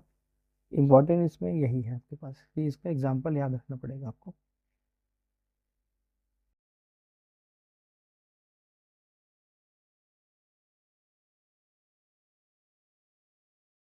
तो क्या बोल रहा हूँ मैं, इसका जो एग्जांपल है ना वो आपको याद रखना पड़ेगा, कौन सा न्यूट्रल अमीनो एसिड है, कौन सा एसिडिक न्यूट्रल एमिन है, या फिर कौन सा बेसिक अमीनो एसिड है, ये सब चीज़ें, ठीक है। एसिडिक में क्या हो जाएगा, जहाँ पे भी जिसका क्वांटिटी मतलब एसिड वाला क्वांटिटी यदि मान लो ज़्यादा हो गया, is greater than amino acid ने लिखा है ना, greater than number of amino acid amino group, तो ये क्या कहलाएगा, एसिडिक अमीनो ग्रुप कहलाएगा। जैसे एग्जांपल में स्पार्टिक एसिड एंड ग्लूटामिक एसिड, ठीक है, ये चीज़ है। और उसके बाद बेस, बेस कहाँ पे हो गया, यदि मान लो बेसिक नेचर इसका ज़्यादा होगा, मतलब NH2 यदि मान लो ज़्यादा हो रहा है तब, ठीक है ना। तो इसमें एग्जांपल लाइसिन हो गया, आर्जिनिन हो गया और हिस्टिडीन हो गया, ठीक है। ये सब एग्जांपल किस में आ जाएंगे, ये बहुत इंपॉर्टेंट है, याद रखना है आप लोगों को, नोट्स बना के बढ़िया से, ठीक है, आगे भी काम आने वाला है ये। तो और दूसरा है on the basis of their synthesis. अब सिंथेसिस के हिसाब से क्या होगा, अब एग्जाम में पूछा जाता है कि what is essential amino acid and non essential amino acid, या एक्सप्लेन एसेंशियल अमीनो एसिड के बारे में वो बताना है, क्या होता है what is essential amino acid. तो एसेंशियल क्या होगा, एसेंशियल, एसेंशियल मतलब हमको चाहिए, ठीक है, हमारे बॉडी को चाहिए, मतलब our body can not be synthesize this type of amino acid, ठीक है, मतलब लिखा भी है ना, मतलब can not synthesize in the body, हमारी बॉडी में नहीं बनता है, हमारे लिए ज़रूरत है इसकी। एसेंशियल मतलब क्या होता है, आवश्यकता, आवश्यक है। तो can not be synthesise in our body and must B obtain through diets, मतलब आपको डाइट के थ्रू इसको लेना होगा, बाहर से लेना होगा खाना खा के, या किसी डाइट के थ्रू आपको लेना होगा। तो ऐसे कौन कौन सा अमीनो एसिड है जो एसेंशियल अमीनो एसिड है, वैलिन है, वैलिन अमीनो एसिड, ल्यूसीन है, ठीक है, लाइसिन हो गया, आइसोल्यूसिन हो गया और आर्जिनिन हो गया। तो ये जितने भी अमीनो एसिड हो गए ये सब एसेंशियल अमीनो एसिड है जो आपको बाहर से लेना होगा और ज़रूरी भी है लेना, ठीक है, ये चीज़ है। नहीं तो ये अमीनो एसिड बनेगा ही नहीं बॉडी में, और इससे फिर इसकी डेफिशिएंसी से फिर आपको डिसीज हो जाएगा, ये चीज़ है। नॉन एसेंशियल जो हम नहीं चाहिए हमको, ठीक है ना। तो which can be synthesize our body, हमको नहीं चाहिए, इसका बॉडी बनाता है इसको, ठीक है। Which can synthesize in the body, तो जैसे कि ग्लाइसिन हो गया, एलानिन हो गया, ग्लूटामिक एसिड हो गया और एस्पार्टिक एसिड हो गया। तो आपको एक्स्ट्रा इसको लेने की ज़रूरत नहीं है आपको, ठीक है, ये बॉडी अपना सिंथेसाइज कर लेता है इसको। तो ये डिफरेंस है दोनों में, एसेंशियल अमीनो एसिड है नॉन एसेंशियल अमीनो एसिड में। समझ रहे हो क्या बोल रहा हूँ, दोनों का मतलब क्या चीज़ है। एसेंशियल अमीनो एसिड को बॉडी सिंथेसाइज नहीं करता, आपको बाहर से डाइट के थ्रू या भोजन के थ्रू या डाइट जो भी होगा उसके थ्रू आपको लेना होगा आपको, ठीक है, ज़रूरी भी हो लेना, नहीं लोगे तो डेफिशिएंसी होगा, इसकी कमी से क्या हो जाएगा, बहुत सारे डिसीज होना चालू हो जाएगा फिर, ये चीज़ है। नॉन एसेंशियल मतलब हमको आवश्यकता ही नहीं है इसकी, ठीक है, वी डोंट वांट दिस। क्यों नहीं चाहिए हमको, क्योंकि बॉडी बनाता है भाई इसको, इसलिए हमको नहीं चाहिए इसको। तो इसमें एग्जाम्पल कौन सा हो गया, ये सब चीज़ें हो गया। और इसकी प्रॉपर्टी देख लो क्या क्या होती है, ठीक है। तो amino acid are usually colourless, ठीक है ना, कलरलेस होता है, ये क्रिस्टलाइन होता है, वाटर सॉल्युबल होगा और हाई मेल्टिंग सॉल्युबिलिटी होता है इसमें, हाई मेल्टिंग सॉलिड होता है ये, ठीक है। And they behave as like salt, क्योंकि एसिड और बेस दोनों एक साथ होता है तो न्यूट्रल फॉर्म में होगा, सॉल्ट फॉर्म में होता है ये। तो behave as like salt due to the presence of basic amino acid and acidic carboxylic group in the same molecule, ये चीज़ है। तो इन एक्वा सोल्यूशन, अब एक्वा सोल्यूशन में क्या होगा, कभी भी the carboxylic acid can lose a proton and amino acid can accept the proton, ठीक है। तो यहाँ पे क्या होगा, जो कार्बोक्सिलिक एसिड जो है ना इसके पास, ये इस प्रोटॉन को लूज करेगा, ये जैसे प्रोटॉन को लूज किया एक्वस सोल्यूशन में जाएगा और ये बेस उसको ले लेगा, ठीक है ना। तो क्या हो जाएगा, देखो प्लस और माइनस बन रहा है, यहाँ पे यहाँ माइनस हो गया, यहाँ प्लस हो गया। तो इस टाइप को क्या बोलते हैं, ज्यूटर आयन बोला जाता है इसको। आयन ही बन रहा है ना, कौन सा आयन बन रहा है, ज्यूटर आयन बन रहा है।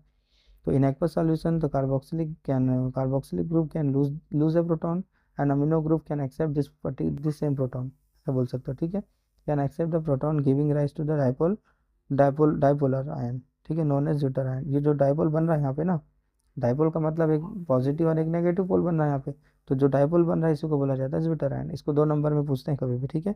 तो मोस्ट इंपॉर्टेंट है व्हाट इज ज्यूटर आयन करके बोला जाता है, तो ये रिएक्शन को जरूर मेंशन करना, भूलना मत, ठीक है ना। This neutral but contain positive और negative both both charge they can contain.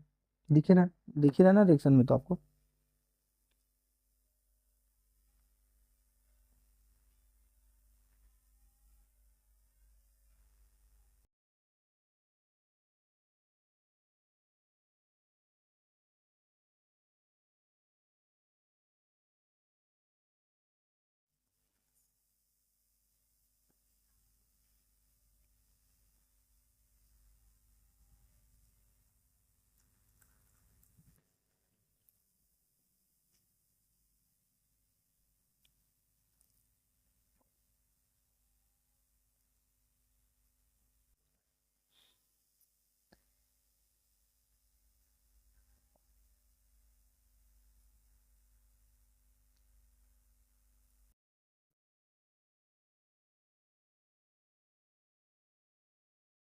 क्या बोल रहे थे, समझ में आया ये। यदि एक्वस सॉल्यूशन में यदि अमीनो एसिड को आप डिसॉल्व करोगे तो वहाँ पे जो एसिड होगा ना, ये जो COH है ये वाला, ये हाइड्रोजन को रिलीज करेगा आपको, ठीक है, लूज करेगा यहाँ से। और ये जो अमीनो एसिड अमीनो ग्रुप होता है ये इसको ले लेता है ये, ठीक है। तो यहाँ पे 2 टाइप का पोल बन रहा है, यहाँ पे एक नेगेटिव पोल और एक पॉजिटिव पोल। तो इस टाइप के डाइपोल को क्या बोला जाता है, ज्यूटर आयन बोला जाता है कभी भी, ठीक। तो ये दिस इज न्यूट्रल है, न्यूट्रल बट दोनों आपस में क्या रखा है, पॉजिटिव और नेगेटिव रखा हुआ है। तो ये दोनों पॉइंट लिख के आपको इस रिएक्शन को जरूर मेंशन करना है, ठीक है, एग्जाम में यदि आप लिखते हो तो। और क्या आगे देखो यहाँ पे क्या बोल रही है, since this form salt which acid as well as base with base their chemical reaction are similar to primary amine and carboxylic acid। तो द इक्विलिब्रियम स्टेज में क्या हो जाएगा, ये देखो, ये आपके पास ज्यूटर आयन लिखा हुआ है, ठीक है ना। H प्लस दोगे तो क्या हो जाएगा, ये इसका एसिडिक कंडीशन में, इन एसिडिक कंडीशन में क्या हो जाएगा, इस टाइप का आयनाइज्ड होगा, ठीक है। और यदि आप इसको OH दे रहे हो तो ये वाला हाइड्रोजन ले लेगा। इन एल्कलाइन सॉल्यूशन में इस टाइप का होगा, नेगेटिव आयंस होगा, ये मतलब है इसका, ठीक है। ये ठीक है, ये इतना इंपॉर्टेंट नहीं फिलहाल, तो टेंशन मत लो। उसके बाद आता है isoelectric point. The pH at which dipole ion मतलब वही zwitterion exist as neutral. मतलब ऐसा पॉइंट कुछ पॉइंट होगा ना किसी pH पे, जहाँ पे जो ज्यूटर आयन होगा वो न्यूट्रल होगा, ठीक है ना। जैसे कि पॉजिटिव और नेगेटिव चार्ज इज इक्वल, दोनों बराबर होगा उसमें, मतलब एसिड ग्रुप और NH2 का ग्रुप जो होगा वो बराबर होगा। And it does not migrate to इधर electrode is called isoelectric point. मतलब ये माइग्रेट नहीं होता है, इसका जो आयन होता है इलेक्ट्रोड में, ठीक है ना। तो ये क्या कहलाएगा, आपका आइसोइलेक्ट्रिक पॉइंट कहलाएगा कभी भी। The amino acid have least solubility in water at isoelectric point which help in their separation, ठीक है। तो इसके सेपरेशन में काम आता है आपका ये isoelectric point. Except glycine all other neutral naturally occurring alpha amino acid are optically active because they contain the chiral and asymmetric carbon atom.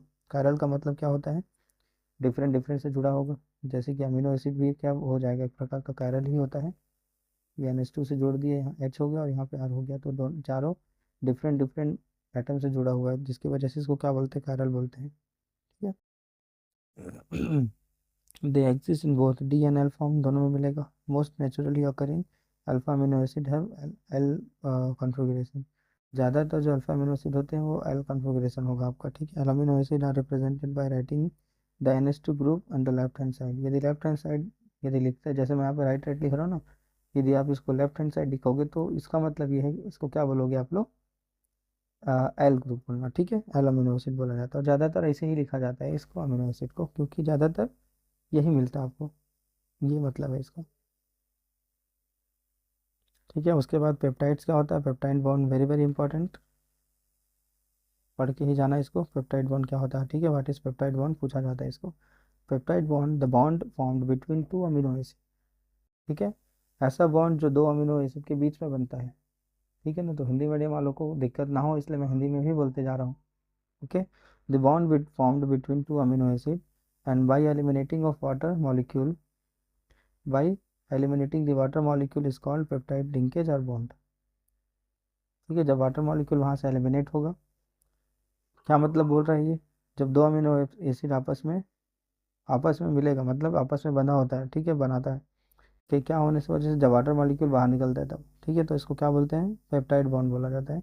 तो ये देखो एक अमीनो एसिड है, मान लो ये वाला, सपोज यहाँ पे क्या दिया हुआ है, सी दिया हुआ है, यहाँ पे NH2 है, यहाँ पे R है और यहाँ पे H है, मतलब एक अमीनो एसिड है और ये दूसरा अमीनो एसिड है। ठीक है ना, ये चीज़ है। तो एक अमीनो एसिड का एसिड ग्रुप और दूसरे अमीनो एसिड का अमाइन ग्रुप, इन दोनों आपस में रेड कर क्या करेगा, वाटर मॉलिक्यूल बाहर निकलेगा यहाँ से, -H2, तो दोनों आपस में जुड़ जाएगा ये, तो इस बॉन्ड को क्या बोलते हैं, पेप्टाइड बॉन्ड। तो यदि एक बॉन्ड है तो पेप्टाइड बॉन्ड, मोनोपेप्टाइड बॉन्ड बोलते हैं इसको। ठीक है ना, पेप्टाइड बॉन्ड हो गया। The product formed by the linkage, linking of amino acid by peptide linkage is known as the peptides. Peptide bond से बंधा हुआ है तो उसको पेप्टाइड बोलोगे ना, ये चीज़ है। तो peptides are further divided into di tri tetra, मतलब कितना पेप्टाइड बॉन्ड प्रेजेंट है उसमें, एक पेप्टाइड बॉन्ड है, दो पेप्टाइड बॉन्ड है, तीन पेप्टाइड है, चार पेप्टाइड है या छह पेप्टाइड है या पॉलीपेप्टाइड है, तो उसके हिसाब से इसको डिवाइड किया गया है। ठीक है, यदि किसी अमीनो एसिड में दो पॉलीपेप्टाइड बॉन्ड होगा, इसका मतलब क्या हो रहा है कि वहाँ पे ज़्यादा अमीनो एसिड आपस में जुड़े हुए हैं, ये चीज़ है। तो ओलिगोपेप्टाइड मतलब कुछ रेंज होगा इसका, जैसे ओलिगो सैकेराइड बोल रहा था, oligopeptide contain anywhere between the two, मतलब मान लो यदि 2 से 10 अमीनो एसिड आपस में जुड़े हुए हैं, ठीक है, उसके बीच में यदि पेप्टाइड बॉन्ड है तो उसको क्या बोलोगे, ओलिगोपेप्टाइड बोलोगे, सीधी बात। ठीक है ना, structure with more than 10 acid are known as polypeptide bond. यदि ऐसा कोई स्ट्रक्चर है जिसमें मोर देन 10 अमीनो एसिड है, तो मोर देन 10 अमीनो एसिड में डेफिनेटली पॉलीपेप्टाइड होगा, अलग ज़्यादा पॉली बॉन्ड पेप्टाइड बॉन्ड बनेंगे उसमें, तो पॉलीपेप्टाइड बोलोगे उसको। जैसे कि एक इसके साथ बन गया, देख, जैसे कि एक ये हो गया, ये दो हो गया, दो बना ना, वैसे और लाइन से चलता चला जाएगा ये, सीधी बात, एक मतलब है, यही होता है। ठीक है, तो ये polypeptide with more then 100 amino acid, यदि मान लो पॉलीपेप्टाइड बॉन्ड है with more then 100 amino acid आपस में जुड़ रहा है, आपस में acid residue having molecular mass is 1000 U, तो उसी को क्या बोला जाता है, प्रोटीन बोला जाता है।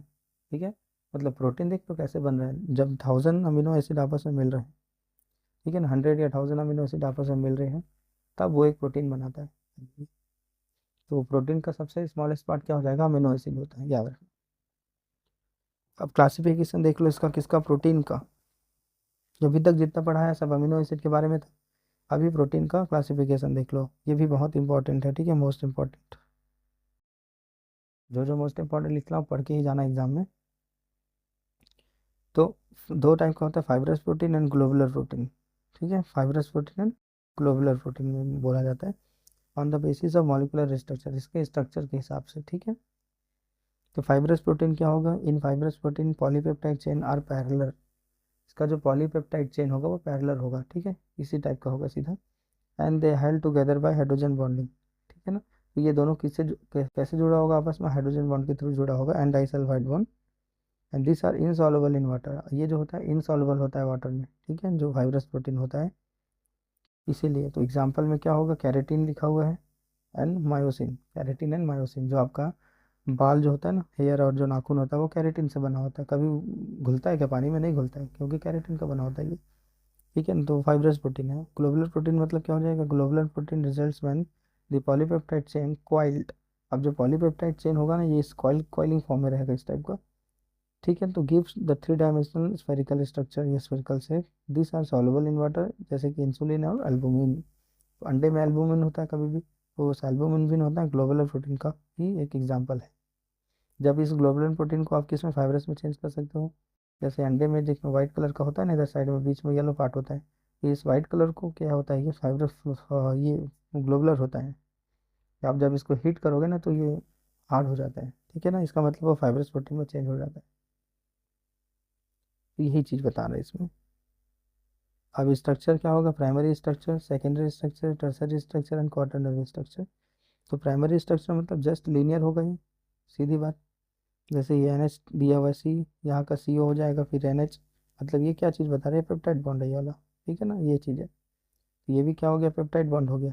तो पॉलीपेप्टाइड तो बनेगा ही बनेगा, लेकिन पैरेलल होगा ये, ठीक है। Refers the number linear sequence में होगा अमीनो एसिड, तो उसको बाईपेप्टाइड बॉन्ड, तो उसको प्राइमरी स्ट्रक्चर बोलेंगे। सेकेंडरी में क्या हो जाएगा, फोल्डिंग हो जाएगा मान लो, ड्यू टू द फोल्डिंग और coiled on the peptide chain. तो मेनली ये दो टाइप के होते हैं, अल्फा हेलिक्स होगा और बीटा प्लेटेड होगा, ठीक है। तो अल्फा हेलिक्स क्या होगा, जस्ट इस फॉर्म में होगा, ये जो दिया हुआ है। तो इसका एग्जांपल मायोसिन एंड कैरेटिन होता है, तो ये बताया था, देखो हेयर में होता है ये, और मायोसिन आपके न्यूक्लियस में होता है कभी भी। तो जो हेलिक्स प्रोटीन होता है ना आपके पास अल्फा हेलिक्स, वो कैरेटिन या फिर इस टाइप का मिलेगा। तो this coil are stabilise by hydrogen bond with between the carbonyl oxygen of first amino acid to amine nitrogen with the fourth amino acid. ठीक, बीटा प्लेटेड मतलब प्लेट फॉर्म में रहेगा, ये इस टाइप का रहेगा, ये आपस में ऐसे जुड़ा रहेगा, ऐसे सेम चीज ये वाले टाइप का। तो हो गया, इसको बीटा प्लेटेड बोलेंगे। स्ट्रक्चर पूछते हैं, देख बना के जाना, इतना भी डिफिकल्ट नहीं है, तो बना सकते हो आप। Beta pleated sheet structure is formed when the hydrogen bond are formed between the carbonyl oxygen and amide hydrogen, ठीक है ना, याद रखना, कार्बोनाइल का ऑक्सीजन वाला और अमाइड का हाइड्रोजन ऑफ टू और more adjacent polypeptide chain and the bonding beta pleated sheet structure is intermolecular hydrogen bonding. Hydrogen bonding दो टाइप का होता है, इंटरमोलिकुलर और इंटरमोलिकुलर, तो ये इंटरमोलिकुलर हाइड्रोजन बॉन्डिंग बनता है इसमें। And the structure is not planar but slightly plated, मतलब प्लेटेड होता है ये, ठीक है। And silk fibroin is a rich in beta pleated, तो इसका एग्जांपल क्या होगा, सिल्क फाइब्रोन, याद रखना, ठीक है। टर्सरी थोड़ा और कॉम्प्लिकेटेड होगा, क्वाटरनरी और कॉम्प्लिकेटेड होगा। टर्सरी स्ट्रक्चर क्या हो जाएगा, it is represented overall folding and polypeptide chain further folding in the secondary structure. ये मान लो सेकेंडरी स्ट्रक्चर है इसमें ये वाला, तो ये और फर्दर फोल्डेड होगा ऐसे ऐसे और, ठीक है। And the bond responsible to such interaction are hydrophobic. Hydrophobic मतलब ये वाटर में आपका डिसॉल्व नहीं होगा। Interaction and hydrogen bond, ionic interaction and van der Waals force and disulphide bond होगा इसमें। क्वाटरनरी थोड़ा और ज़्यादा कॉम्प्लेक्स होगा, इधर उधर कुछ और, मतलब समझ में नहीं आएगा कुछ। The special arrangement of fourth subunit two और more polypeptide chain with respect to each other, ये और ज़्यादा कॉम्प्लेक्स होगा, ठीक है। तो प्रोटीन कितने टाइप के हो गए, प्राइमरी, सेकेंडरी, टर्सरी और क्वाटरनरी स्ट्रक्चर, ठीक है। तो सबसे सिंपल क्या हो जाएगा, प्राइमरी स्ट्रक्चर हो जाएगा आपका, जो लीनियर फॉर्म में होता, ठीक है। ये तो चलो इम्पोर्टेंट है, लेकिन ये वाला जो है ये मोस्ट इम्पोर्टेंट है, ठीक है। डीनेचुरेशन ऑफ प्रोटीन क्या होता है, what is denaturation of protein, इसका एग्जांपल से आपको पूछता है कभी भी एग्जाम में। तो when protein is a native form, native form मतलब अपने ओरिजिनल फॉर्म में रहेगा कभी भी, is subjected to physical change, like मतलब मान लो, जैसे कि एग्जांपल से बताऊँ मैं, आपके पास सपोज एग है, एग को आप गर्म करते हो कभी भी पानी में, तो वो हार्ड हो जाता है, देखना वाइट वाला होता क्यों है, ये because of denaturation of protein, ठीक है ना। जो एल्बुमिन प्रोटीन होता है वो एक ग्लोबुलर प्रोटीन है, ठीक है ना। जो जो ग्लोबुलर प्रोटीन होगा वो एक लीनियर की तरह होगा, ठीक है। लीनियर चेन है मान लो अमीनो एसिड का, जब आप उसको हीट करोगे, चेंज करोगे, किसी भी तरह से आप उसको कर सकते हो, या तो उसका पीएच चेंज कर दो, या तो फिर आप उसको हीट कर दो। तो वो जो ग्लोबुलर प्रोटीन होगा वो किस में चेंज हो जाएगा, फाइब्रस प्रोटीन में चेंज हो जाएगा, क्रॉस लिंक हो जाएगा आपस में, जिसकी वजह से वो वाटर में सॉल्युबल नहीं होगा फिर, ये चीज़ है, ठीक है। तो यही चीज़ लिखा है इस मार्क में। The protein is a native form, जब वो ओरिजिनल फॉर्म में होगा, is subjected to physical change, like change in p temperature, और केमिकल चेंज कर दो, लाइक पीएच चेंज कर दो पीएच में, या हाइड्रोजन बॉन्ड डिस्टर्ब कर दो उसको। Due to this the globular unfold होता है, ठीक है ना, helix get uncoiled and protein loses it biological activity, ठीक है ना। तो ग्लोबुलर यहाँ पे अनफोल्ड हो जाएगा पूरा, चेंजेस हो जाता है कम्प्लीटली इसमें। ग्लोबुलर किस में चेंज हो जाएगा, फाइब्रस में चेंज हो जाएगा इसमें, और अपनी जो बायोलॉजिकल एक्टिविटी है उसको लॉस कर देगा, ठीक है। And this is called denaturation of protein. तो डीनेचुरेशन प्रोटीन में एक और एग्जांपल आता है, जैसे कि मान लो पीएच चेंज कर रहे हो, जैसे पनीर बना रहे हो आप, तो denaturation causes change the secondary and tertiary structure as well, but primary structure remains intact। तो ये क्या होता है ना, सेकेंडरी और उसका टर्सरी स्ट्रक्चर को चेंज कर देता है, बट प्राइमरी स्ट्रक्चर तो ओरिजिनल स्ट्रक्चर है उसका, ठीक है ना, रिमेंस सेम, वो वही रहेगा, उसको और किस में चेंज करेगा, नहीं करेगा, डिकम्पोज हो जाएगा उसके बाद। जैसे coagulation of egg white on heating, curding of milk, जब आप दही जमाते हो कभी भी, फॉर्मेशन ऑफ चीज़, जब पनीर बनाते हो when acid is added to the milk. तो ये चीज़ें हैं सब, तो इसको याद रखना अच्छे से। जितना भी मोस्ट इंपॉर्टेंट बोला उसको तो पढ़कर ही जाना, याद रखना। उसके बाद आता है एंजाइम्स। आपका एंजाइम छोटा सा पार्ट है, ठीक है। ये भी एक प्रकार का कैटलिस्ट ही होता है, ठीक है, बायो कैटलिस्ट जिसको बोलते हो आप लोग। The enzymes are biocatalyst produce by the living cell and catalyzed biochemical reaction in living organism, and chemically enzymes are naturally occurring simple and conjugated protein। ठीक है, मतलब जो कुछ प्रोटीन का ही पार्ट, प्रोटीन से ही बना होता है आपस में ये, ठीक है ना, जो स्पेशल टाइप का प्रोटीन हो गया मान लो, जो क्या काम करता है कभी भी कैटलिस्ट की तरह काम करेगा ये, ठीक है। सिंपल और कॉन्जुगेटेड प्रोटीन होगा। सम एग्जांपल्स में भी नॉन प्रोटीन आल्सो। कुछ ऐसे भी एंजाइम्स है जो नॉन प्रोटीन, जो प्रोटीन से मिलकर नहीं बना होता, किसी दूसरी चीज़ से मिलकर बना होगा, ये चीज़ है। उसके बाद देखो विटामिन, ठीक है। तो विटामिन में सबसे ज़्यादा इंपॉर्टेंट इसका example fat soluble, fat soluble हो जाएगा आपका, ठीक है। और वाटर सॉल्युबल, इसका एग्जांपल याद रखना अच्छे से। ऐसे फुल मार्क्स में तो कभी नहीं दिया अभी तक, ठीक है, बस शॉर्ट फॉर्म में ही पूछा जाता है इसको कहीं ना कहीं, कि what is the name of vitamin A, what is the deficiency because of vitamin A, ठीक है ना। तो ये सब इसमें पूछा गया है कई बार, तो याद रखना इसको। तो this are complex organic molecule which can not be produce by the body, body इसको नहीं बनाता, ठीक है। And must be supplied small amount in diet, आपको जरूर इसकी बहुत ज़्यादा आवश्यकता होती है, ठीक है, या वी मस्ट नीड दिस, ठीक है। Must supply in the small amount in diet, diet के थ्रू लेना होगा आपको, ठीक है। And to carry out the essential metabolism reaction and which are required for the normal growth and maintain of the body, ठीक है ना। Body में ये फॉर्म नहीं होता, लेकिन आपको डाइट के थ्रू आपको लेना होगा, क्योंकि बॉडी को बहुत ज़्यादा नीड होती है इसकी, स्मॉल अमाउंट में ज़्यादा अमाउंट बने, ताकि आपका जो बॉडी ग्रोथ है वो हो सके और बॉडी का जो मेटाबॉलिज्म है वो मेंटेन हो सके कभी भी। तो विटामिन जो होते हैं वो दो टाइप के होते हैं, ठीक है, वाटर सॉल्युबल विटामिन और फैट सॉल्युबल विटामिन। तो वाटर सॉल्युबल है तो वाटर में सॉल्युबल होगा डेफिनेटली, मस्ट सप्लाई रेगुलरली, ठीक है ना। तो जो वाटर सॉल्युबल होगा ये must be supplied regularly in diet, मतलब आपको लेना ही होगा किसी भी हालत में, ये अलग चीज़। As they are regularly excreted in urine, मतलब ये हर दिन क्या होता है ना, जो बॉडी में जैसे आप लिए वो एक्सक्रीट हो जाता है यूरिन के थ्रू, तो आपको फिर से उसकी ज़रूरत पड़ती है बॉडी को। जैसे एग्जांपल के लिए except vitamin B 12, vitamin B 12 except है इसमें, ये होता है वो फैट सॉल्युबल होता है विटामिन बी 12। तो विटामिन में जितने भी विटामिन बी बी कॉम्प्लेक्स है बी 12 को छोड़ के, B1 B2 B6 और B12 भी दे दिया है इसमें, एक्सेप्ट B12 बोल रहा है, ठीक है। अच्छा ठीक है, इसका मतलब ये है कि जो एक्सीट होता है ना, तो विटामिन B12 एक्सीट नहीं होता है इसमें, ये मतलब बोल रहा है इसमें, ठीक है ना, वो रहता है बॉडी में, ठीक है। तो विटामिन B12 हो जाएगा आपके पास, और विटामिन सी हो गया इसमें एग्जाम्पल में, ओके, ये चीज़ हो गया।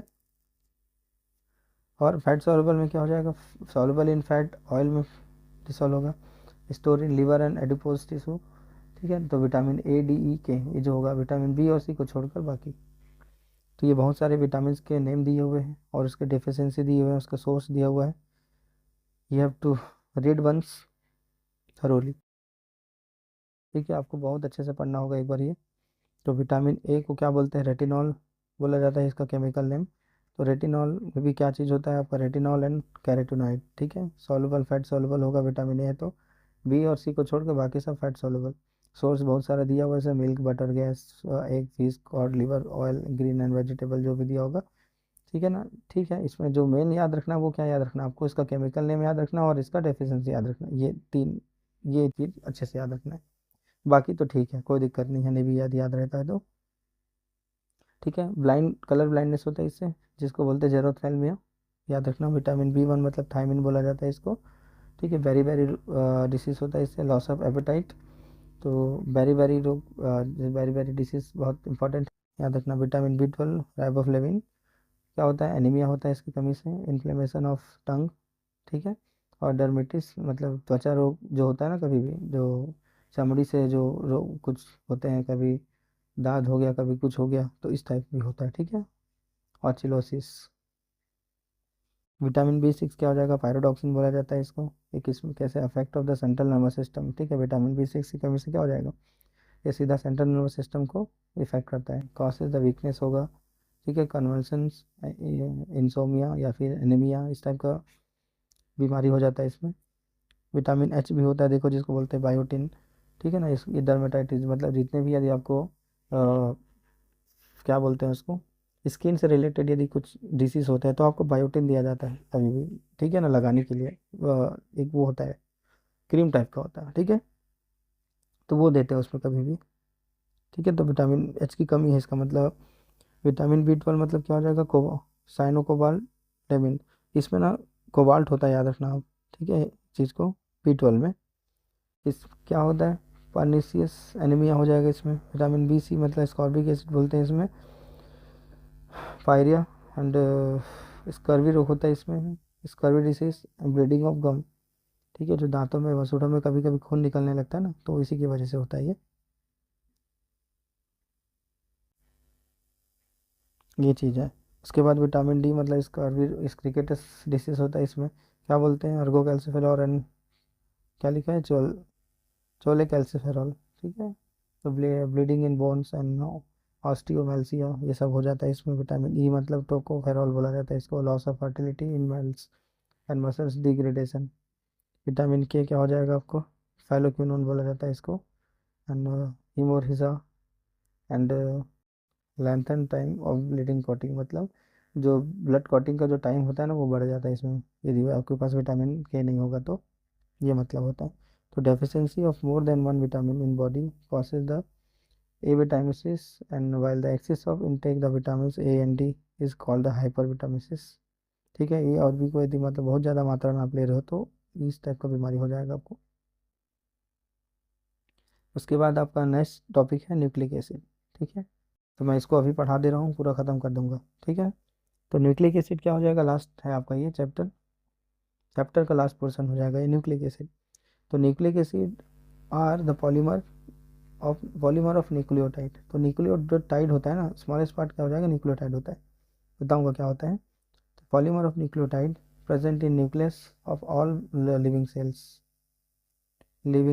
And play an important role in transmission of heredity, मतलब जो बोलते हैं ना वंशानुगत, जिसको बोलते हैं वंशानुगत करेक्टर, ठीक है, जो एक जीन एक से दूसरे जीन में जाता है या पीढ़ी में जाता है जिसको बोलते हैं, वो होता है हेरिडिटी। तो जो हेरिडिटी का जो ट्रांसमिशन का सबसे ज़्यादा इंपॉर्टेंट रोल है वो होता है न्यूक्लिक एसिड का ही रोल होता है ज़्यादातर, जीन का। जीन जानते हो ना, बस यही चीज़ पढ़ा जाता है इसमें।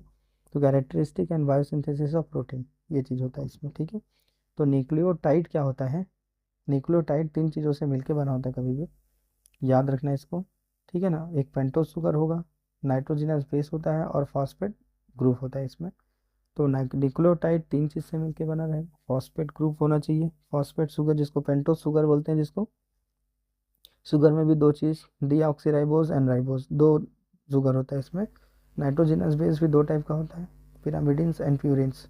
पिरामिडिन्स तीन टाइप का होता है, यूरेसिल, थायमिन एंड साइटोसिन।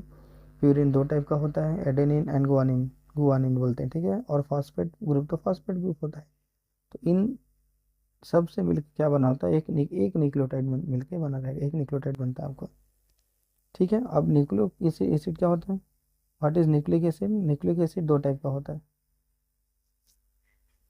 तो डीऑक्सीराइबोन्यूक्लिक एसिड जिसको बोलते हैं डीएनए, और राइबोन्यूक्लिक एसिड जिसको बोलते हैं आरएनए। फुल फॉर्म याद रखना, शॉर्ट फॉर्म पूछा जाता है, कभी कभी पूछ लेते हैं। सबसे इजी यदि पूछेगा तो सबसे इजीएस्ट क्वेश्चन होगा ये, ठीक है ना, यदि इस टाइप का आता है तो। मुझे नहीं लगता कि आएगा, यदि आया तो सबसे इजीएस्ट क्वेश्चन, यदि नहीं बना तो मतलब सोच लो नहीं बनेगा आपसे। तो डीऑक्सीराइबोन्यूक्लिक एसिड और होता है राइबोन्यूक्लिक एसिड। आरएनए तीन टाइप का होगा, एमआरएनए, टी आरआरएनए और टीआरएनए, ठीक है। मैसेंजर आरएनए, राइबोसोमल आरएनए और ट्रांसपोर्ट आरएनए, तो ये चीज़ है। तब स्ट्रक्चर ऑफ न्यूक्लिक एसिड, तो इसके भी स्ट्रक्चर होंगे बहुत सारे, ठीक है। प्राइमरी स्ट्रक्चर, तो nucleotide are joint together by phosphodiester linkage. तो दो ग्लूकोज जुड़ा आपस में तो क्या बोले, ग्लाइकोसाइडिक लिंकेज। दो अमीनो एसिड आपस में जुड़ा तो क्या बोले, पेप्टाइड बॉन्ड। और यदि मान लो दो न्यूक्लियोटाइड आपस में जुड़ रहे हैं, न्यूक्लियोटाइड ये पूरा एक न्यूक्लियोटाइड है जिसमें बेस होगा, शुगर होगा और फॉस्फेट लिंकेज होगा, तो ये एक हो गया। यदि दूसरा ये किसी के साथ जुड़ा है तो फॉस्फोडाइफर डाइएस्टर लिंकेज के थ्रू जुड़ेगा between 5' and 3' carbon atom on pentose sugar. Pentose sugar में भी 1 2 3 5 कुछ ना कुछ होगा, तो एक 5 के दूसरे का 3 से जुड़ा रहेगा, ये मतलब है ये, ठीक।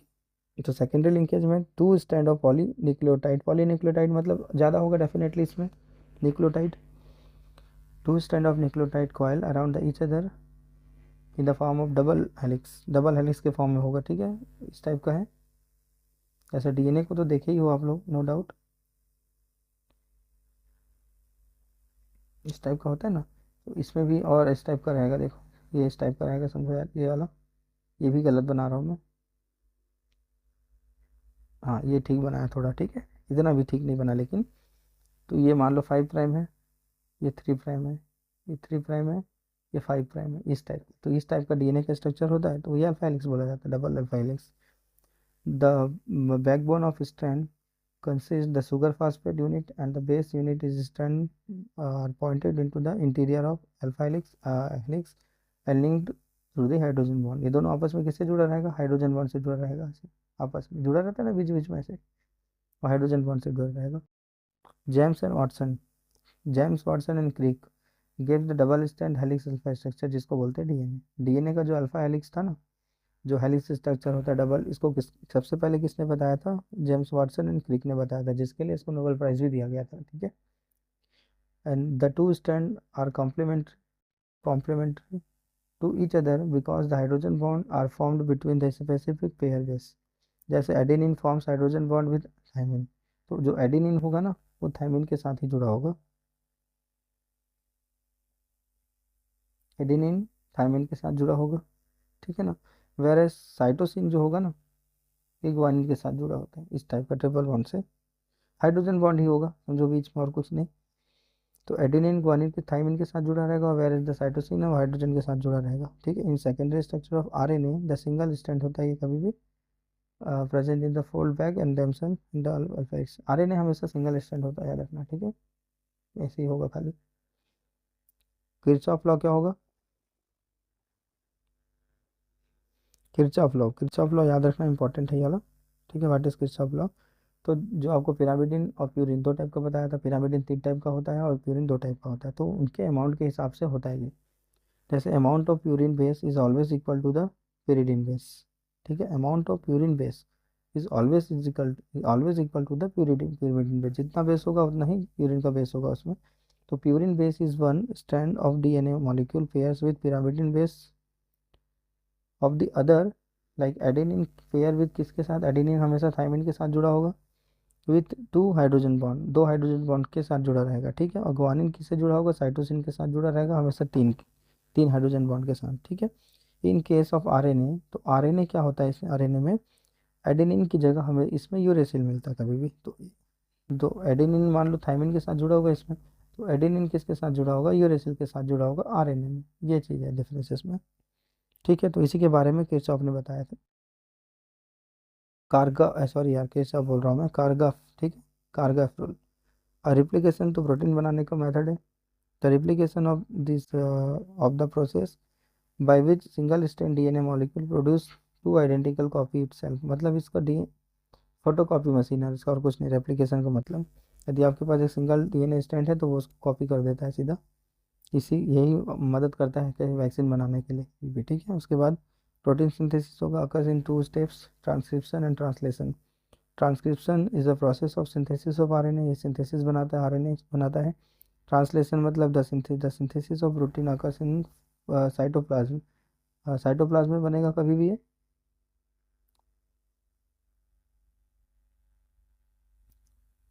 क्या बनेगा, साइटोप्लाज्म में बनेगा ना, प्रोटीन सिंथेसिस साइटोप्लाज्म में।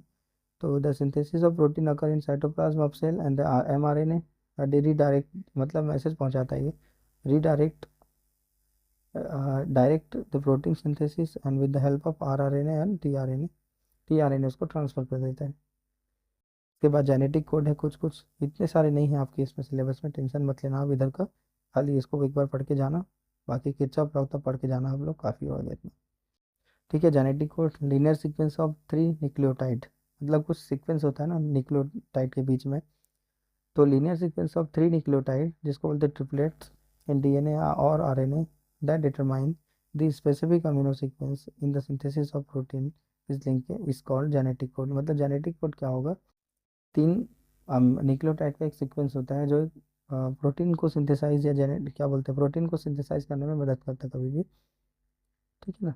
तो it is a biochemical basis of heredity and nearly universal in all organism.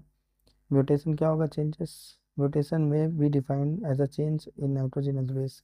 यदि नाइट्रोजनस बेस होता है ना, एडेनिन गुआनिन साइटोसिन, यदि इसमें कुछ चेंज आ जाता है उस सीक्वेंस में यदि चेंज आ जाता है तो उसकी वजह से जो बीमारी होगी, जैसे कि आपका ये सिकल सेल एनीमिया होता है, यहाँ पे चेंज होता है कभी भी, ठीक है।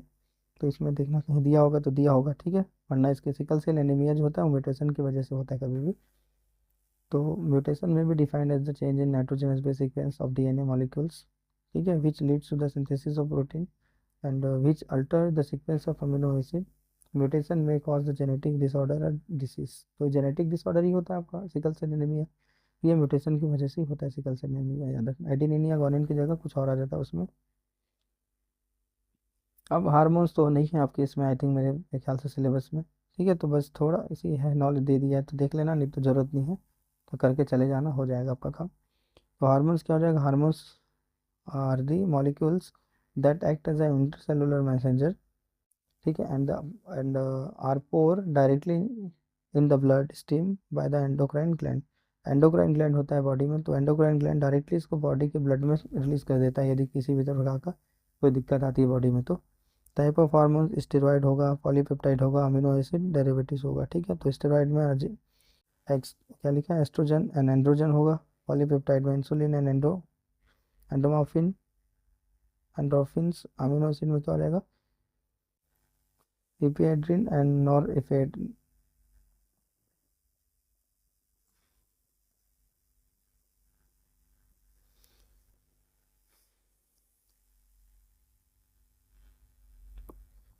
एपिनेफ्रिन और नॉन एपिनेफ्रिन लिखा हुआ है, ठीक है, याद रखना है। तो ये हो गया आपका, यहाँ तक आपको पढ़ के जाना है, ठीक है, मतलब देखना ही देखना किसी भी हालत में।